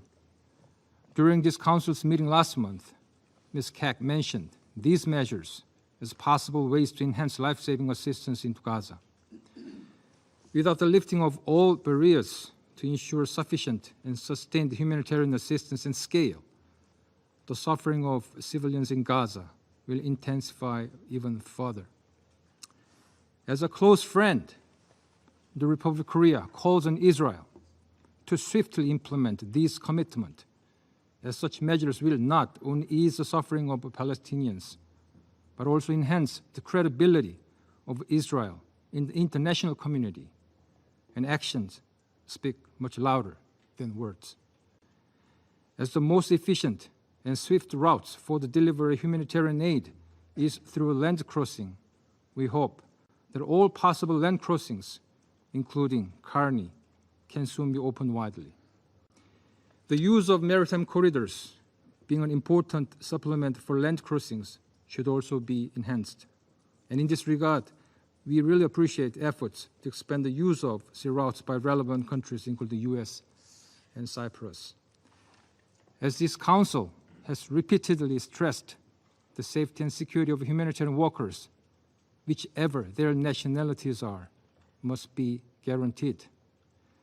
Notification and deconfliction mechanism must be fully internalized in the systems and operations of the parties. Lastly, we would like to reiterate our firm positions that an immediate ceasefire is essential to end the humanitarian suffering in Gaza and simultaneously lessen regional tensions. Another major military operations, including the looming ground operation into Rafah, must not be realized. And based on the ceasefire, Senior Coordinator Kaag's other major mandate, Reconstruction, should begin, considering Gaza's immense need. To resume meaningful negotiations toward the vision of the two-state solutions, a ceasefire and the reconstruction of Gaza are essential. I thank you, Mr. President. I thank the representative of the Republic of Korea for their statement, and I give the floor to the representative of Slovenia. Thank you, Mr. President.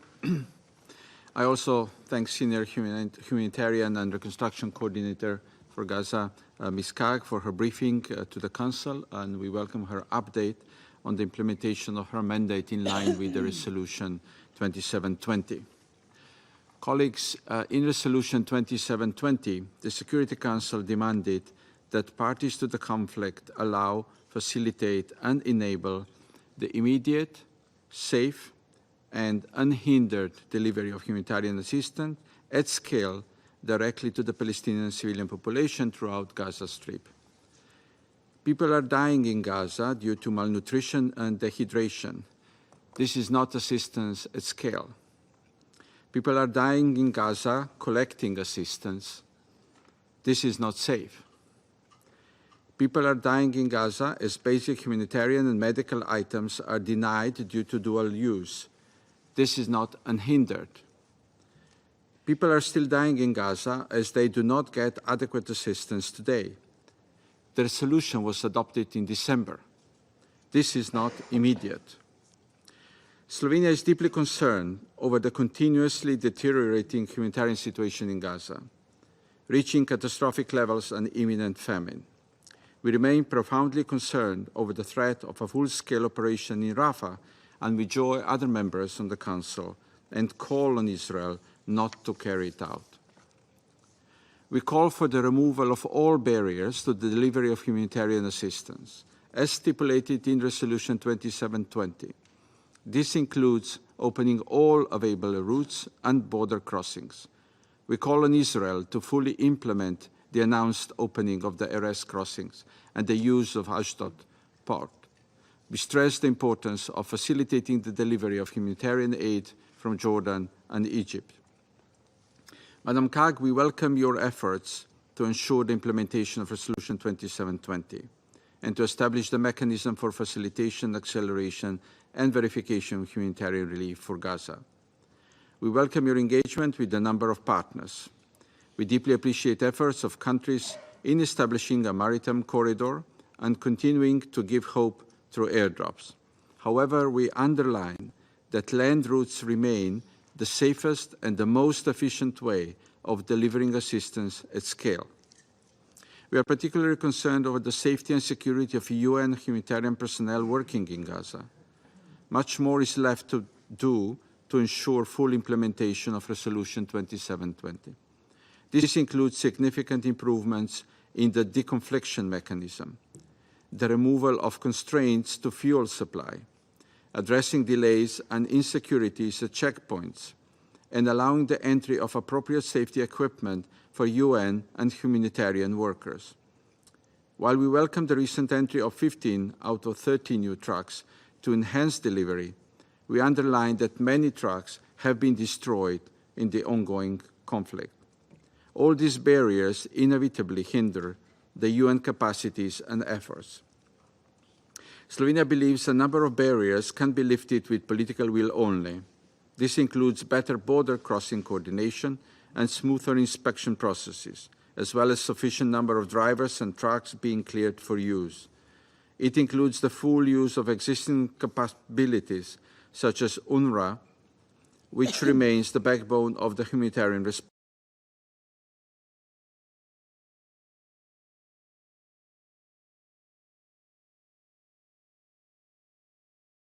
throughout Gaza.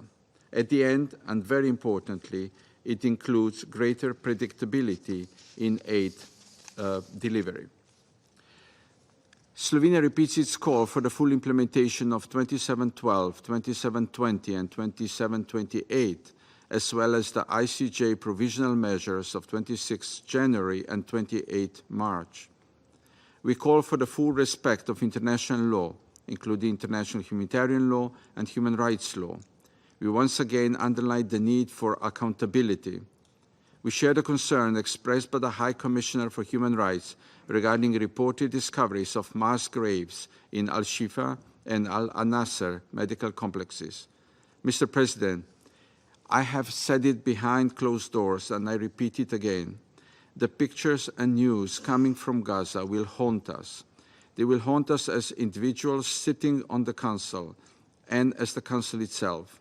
There is only one way to adequately address the situation, and so we once again call for the immediate ceasefire, the release of hostages, and the removal of all barriers to humanitarian aid, This must be followed by a meaningful commitment to a political process. Thank you.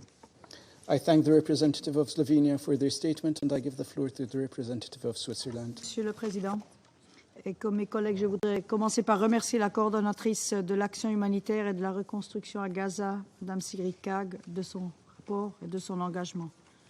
4 mois ont passé depuis l'adoption de la résolution 2720, 4 mois durant lesquels vous avez déployé tous les efforts possibles pour coordonner l'acheminement de l'aide à la population civile, alors que nous faisons face et nous continuons à faire face à une catastrophe humanitaire à Gaza. Le secrétaire général l'a dit en début d'année, et je cite, « L'acheminement de l'aide humanitaire ne consiste pas à compter des camions. Il s'agit de veiller à ce que le volume et la qualité d'aide nécessaires parviennent aux personnes dans le besoin, tel que l'exige le droit international humanitaire. À cette fin, nous attendons des parties qu'elles mettent enfin pleinement en œuvre les résolutions contraignantes que ce Conseil a adoptées depuis les actes de terreur du Hamas le 7 octobre, que la Suisse a fermement condamné. Il en va de même de l'ordonnance de la Cour internationale de justice, selon laquelle Israël doit prendre sans délai toutes les mesures nécessaires et effectives, en étroite coopération avec l'ONU, pour assurer, sans restriction et à grande échelle, la fourniture des services de base et de l'aide humanitaire requis de toute urgence à la population. Ce Conseil doit faire respecter les résolutions qu'il a lui-même adoptées. Les effets attendus immédiatement ont été soulignés maintes fois. La protection effective de la population civile, la mise en place d'un cessez-le-feu, l'accès humanitaire à la population dans le besoin et la libération immédiate et inconditionnelle de tous les otages. Nous devons insister de manière tout aussi urgente pour une désescalade régionale. À défaut, chaque jour engendrera de nouvelles victimes civiles. La perspective d'une offensive militaire d'envergure à Rafah est inacceptable, car elle aggraverait encore la situation de la population civile en proie aux déplacements, aux hostilités, aux épidémies et à la famine. Le Conseil de sécurité doit insister pour que les parties mettent en œuvre immédiatement leurs obligations de droit international. L'utilisation de la famine comme méthode de guerre est strictement interdite par le droit international humanitaire et constitue un crime de guerre. Tous les acteurs humanitaires à Gaza, y compris l'UNRWA, doivent pouvoir accéder à la population dans le besoin de manière sûre et sans entrave. Pour ce faire, l'aide humanitaire doit pouvoir être acheminée par tous les points de passage, puis distribuée dans toute la bande de Gaza, en particulier au nord. Les informations selon lesquelles l'aide acheminée à Gaza a atteint hier leur plus haut niveau depuis le 7 octobre sont encourageantes. Cela est toutefois de loin insuffisant et les efforts doivent être intensifiés. Nous rappelons que les entraves arbitraires à l'accès humanitaire sont également interdites par le droit international humanitaire, à l'instar des attaques dirigées contre le personnel, les installations et le matériel humanitaire. Le personnel onusien, humanitaire et médical, ainsi que les infrastructures de l'ONU et d'autres organisations humanitaires doivent être strictement protégées. Il est impératif que ce Conseil s'exprime sur cette problématique au-delà de contextes spécifiques.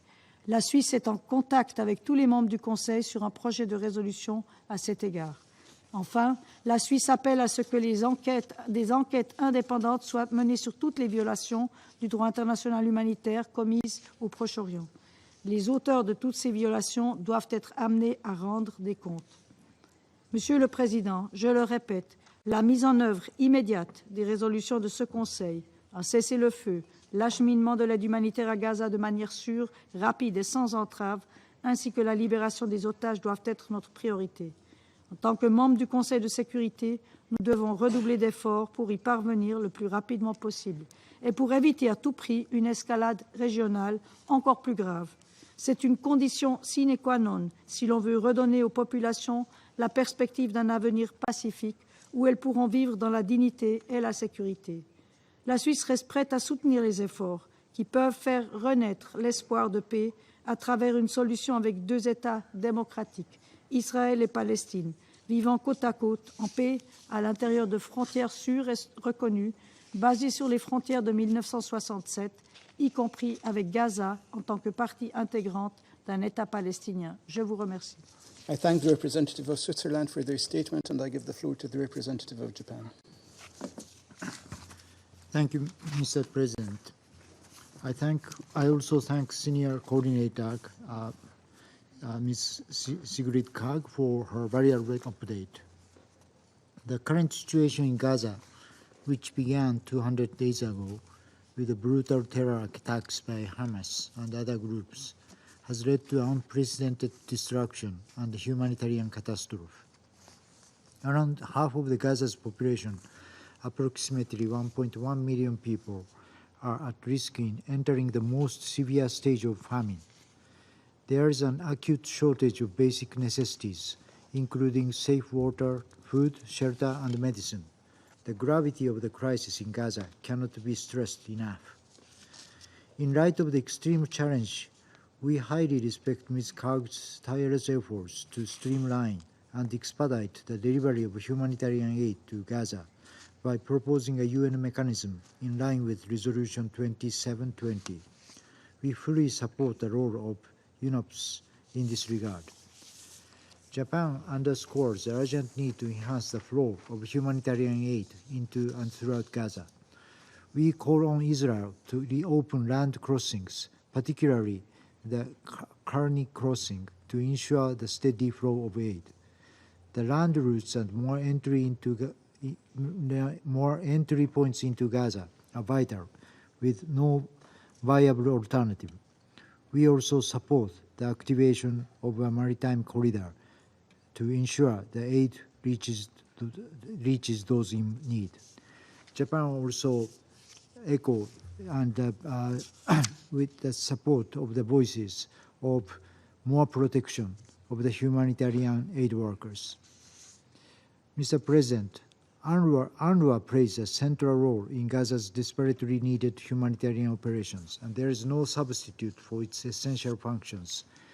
In this regard, we welcome the final report and the recommendations of the independent review group and hope UNRWA will steadily implement these recommendations.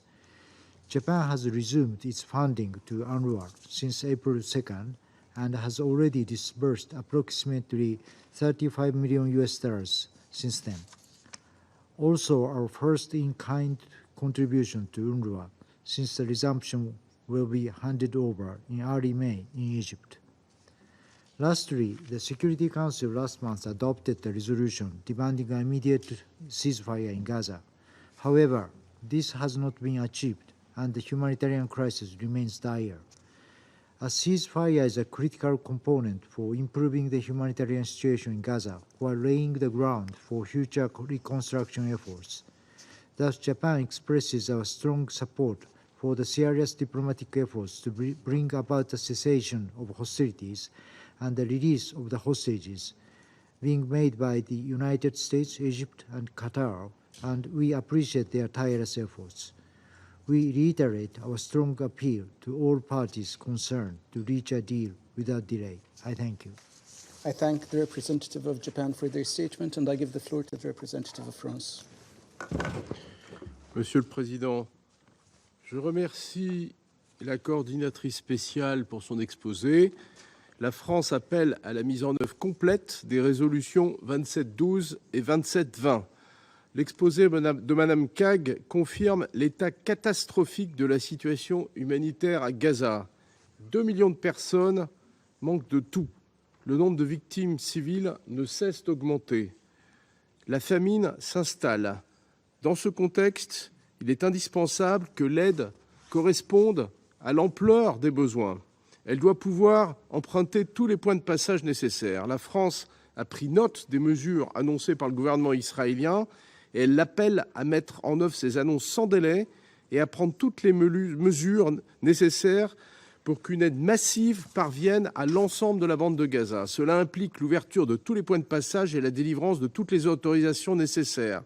La France salue les efforts des partenaires régionaux, en particulier l'Égypte et la Jordanie, visant à permettre un acheminement plus substantiel de l'aide ainsi que l'ouverture d'un corridor maritime depuis Chypre. La France poursuit sa mobilisation. Elle soutient l'opération Grain from Ukraine qui permettra au Programme alimentaire mondial de livrer du blé ukrainien à la population civile de Gaza et elle soutient une livraison additionnelle d'aide alimentaire par le Programme alimentaire mondial au nord de la bande de Gaza.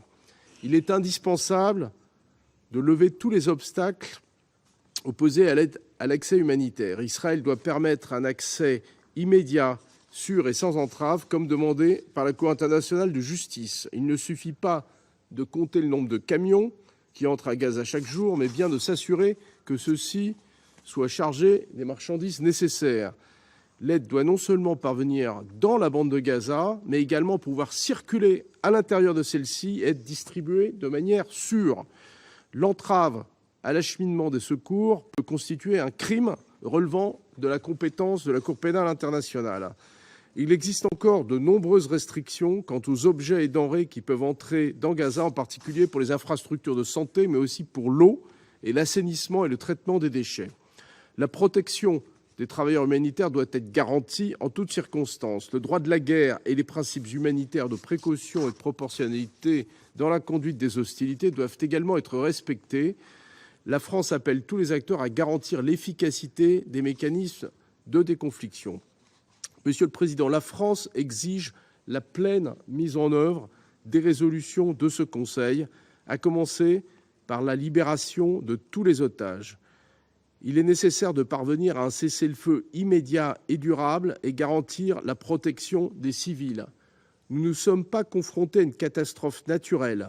Cesser les combats, c'est la meilleure façon de résoudre la crise humanitaire. La France redit sa ferme opposition à une offensive terrestre à Rafah qui entraînerait d'innombrables victimes civiles et un désastre humanitaire. Il est essentiel que le Conseil de sécurité s'engage résolument dans la voie d'une résolution du conflit et pose les bases d'un règlement politique. La solution des deux États est la seule qui puisse assurer aux Israéliens et aux Palestiniens la paix et la sécurité à laquelle ils aspirent. La France est activement mobilisée en ce sens et elle reste convaincue du rôle central que le Conseil de sécurité doit jouer. Le projet de résolution que nous avons soumis aux membres de ce Conseil, qui aborde tous les volets de la crise, s'inscrit dans cette perspective et j'appelle tous les membres de ce Conseil à le soutenir. Je vous remercie. I thank the representative of France for their statement, and I shall now make a statement in my capacity as the representative of Malta. I begin by thanking Senior Humanitarian and Reconstruction Coordinator Ms. Sigrid Kaag for her informative briefing. 4 months after the adoption of Resolution 2720, we regret that there has been no meaningful increase in the scale and predictability of the UN's humanitarian response in Gaza.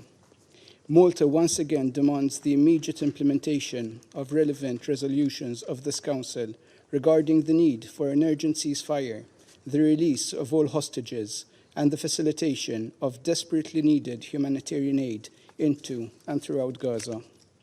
In the face of such dire humanitarian conditions, Malta is deeply dismayed by the unjustified blockade of aid into and throughout Gaza. Famine has grasped the north of the Strip, and the rest of the population is now the most food insecure in the world. Over 34,700 Palestinians have been killed in Gaza. The vast majority of them are women and children. Furthermore, as recalled by the Secretary General, reports continue to emerge on the use of deadly experimental AI targeting systems to devastating effect in Gaza. Last week, the Council also met to discuss the irreplaceable nature of UNRWA. There can be no meaningful aid response in Gaza without the agency.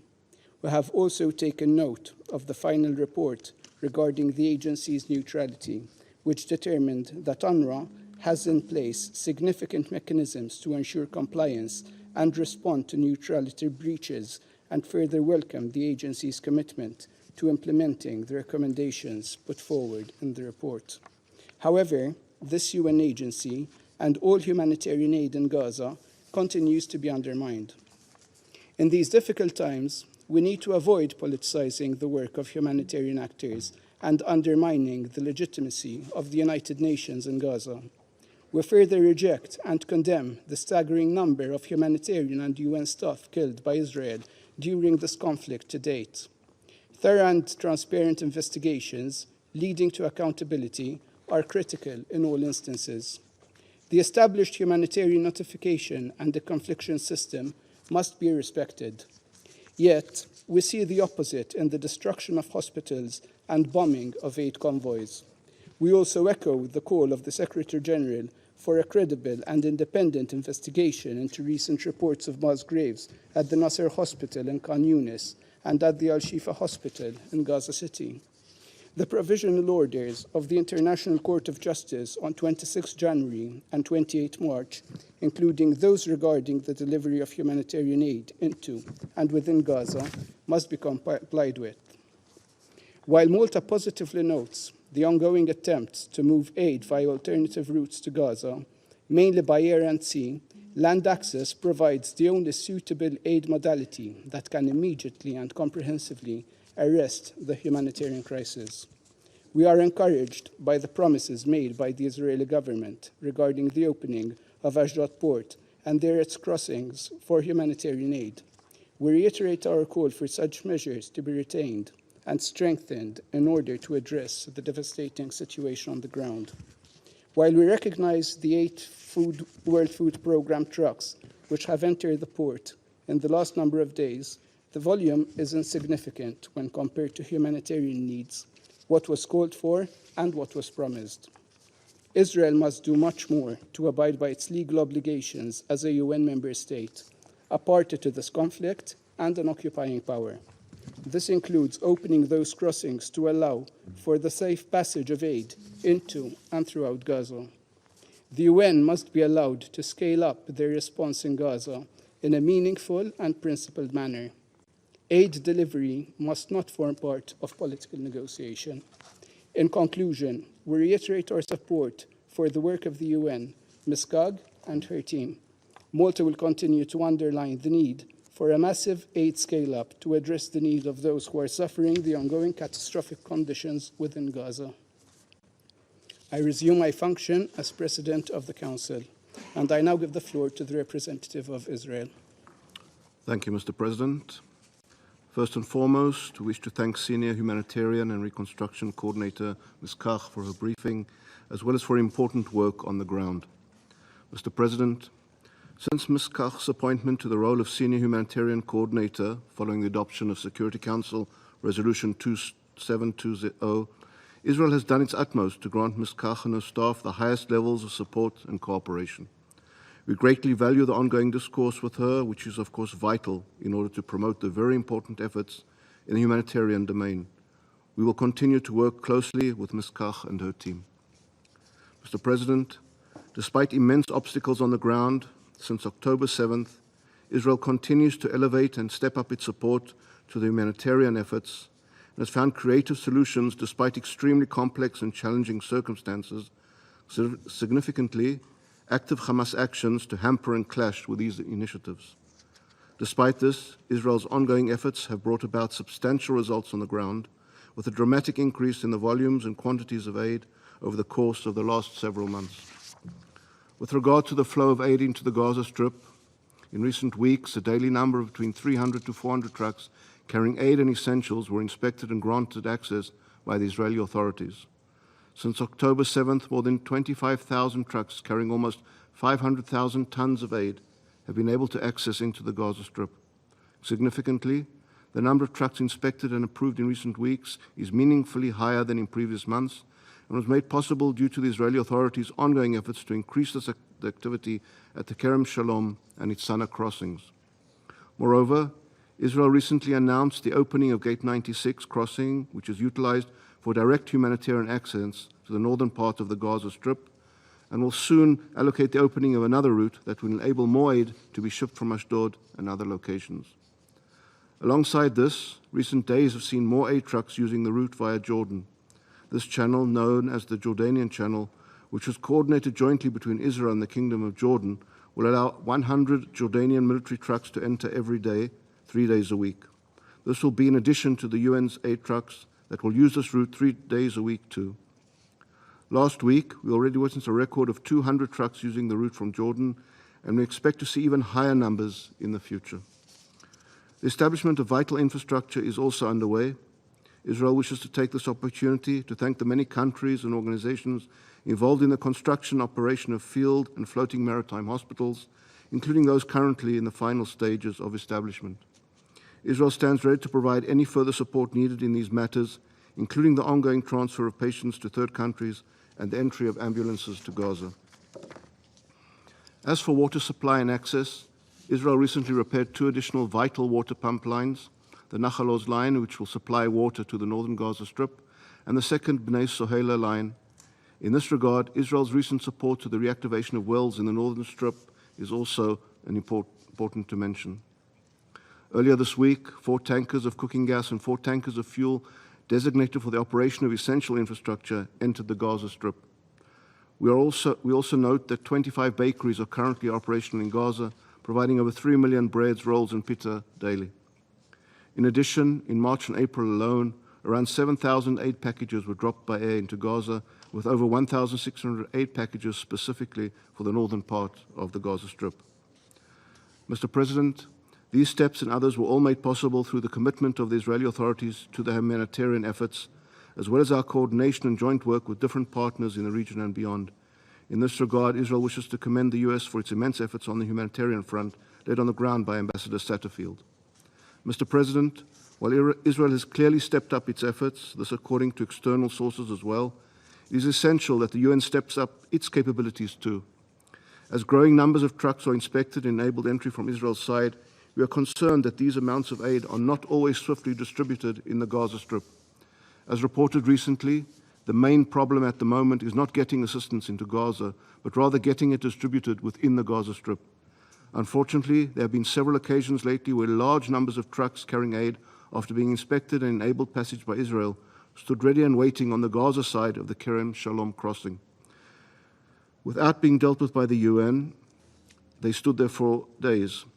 On certain days, almost 3 times the amount of aid entering was piled up on the Gaza side. The aid distribution was therefore impacted and delayed. The truckloads on the Gaza side at times reached several hundred, were attended to at a later stage, but this creates a bottleneck obstacle at the crossing. This logistical gap impacts the flow of delivery.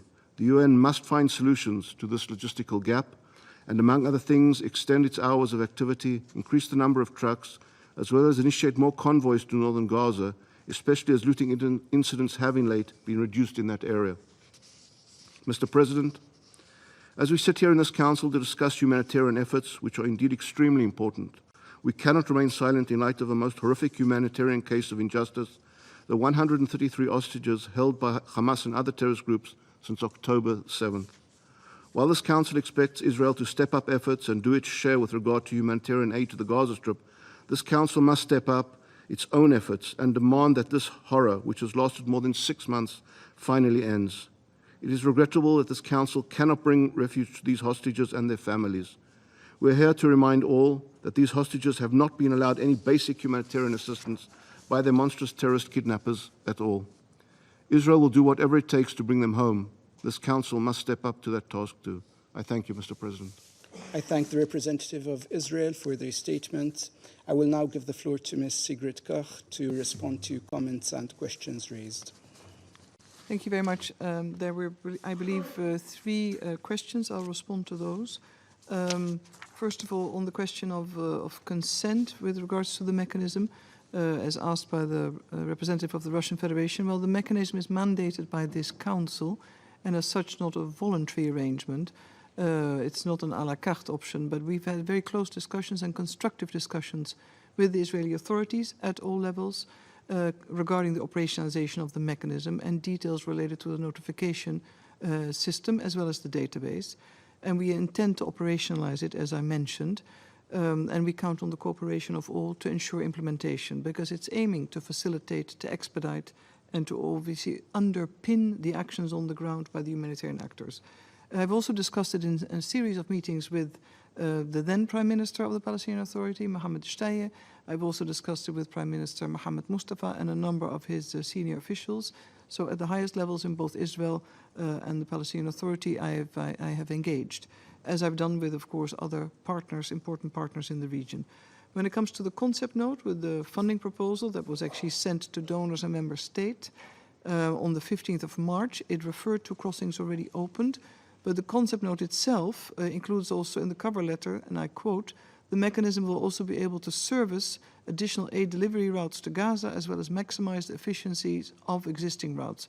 Thus, taken in totality, it will serve as a one-stop shop for facilitation of humanitarian relief consignments to Gaza through all entry points present and additional ones, as for instance I listed also in my remarks on the intent by the Israeli authorities to open more and those that have been opened since 5th of April, with key functions in Gaza.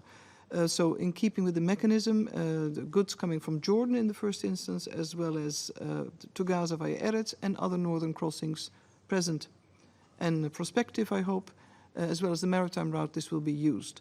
And Security Council, the last question, Security Council Resolution 2720, it's clear it requires the mechanism to be used to verify the humanitarian nature of aid.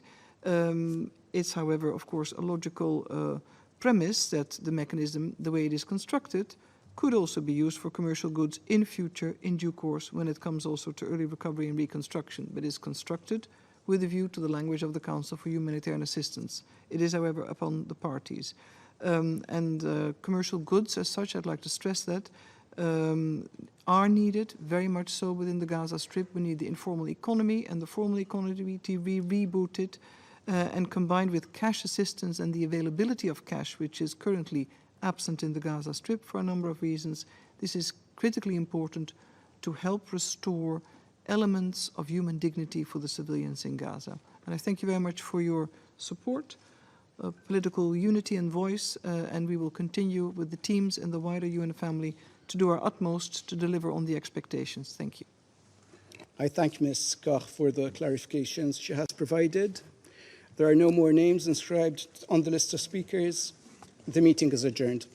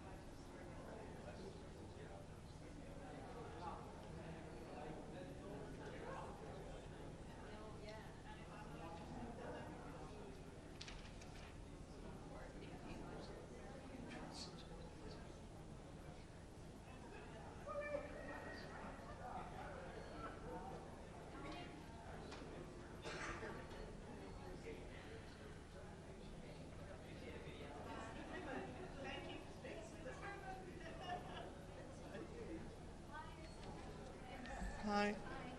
Okay, we're going to go straight to questions. You've heard the Skype right now, and let's start with questions. Edith Litter from AG. Yeah, I know Edie. We've known each other for many years. That's right.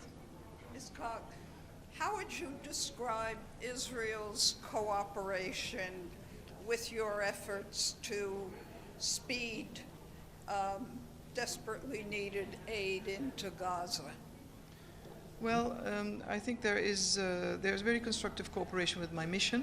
The discussions I'm having at the highest level with the members of the War Cabinet, but also at a more practical level.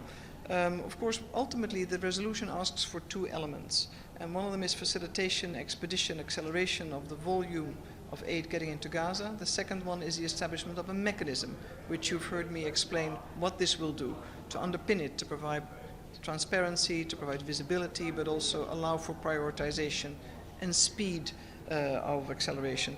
On the mechanism, as you know, I've mentioned here that we're about to launch, to apply it to the Jordan route as well as the Cyprus route.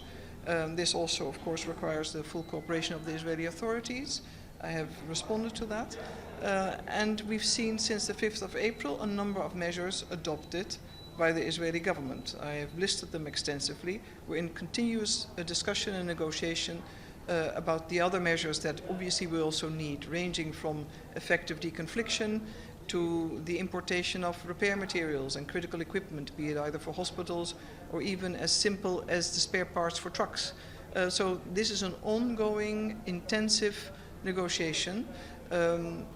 What I'm calling for is a paradigm shift in the diversification of the types of goods, continue to increase the volume because the totality of needs of the civilian population is so significant that a lot more is needed. Equally so, the ability for the UN family, but also the NGOs, international and national NGOs, to distribute effectively. And that, of course, needs a broad range of solutions, from the repair of the roads to actually deconfliction, as I just mentioned, but also the ability to operate safely and securely. It pertains to checkpoints, it pertains to crossings. There's still a lot of work to be done.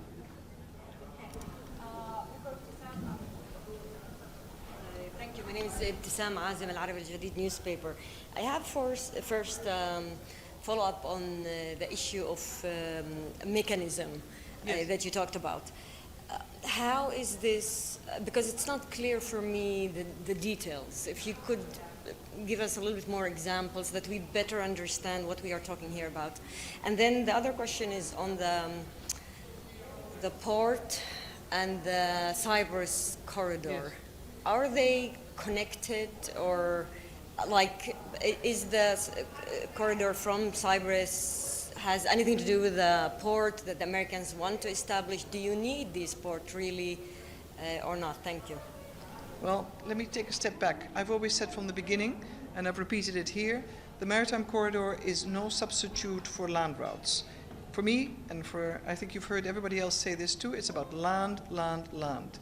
It's quicker, it's cost efficient, it's easier, and that was, of course, the situation before the 7th of October.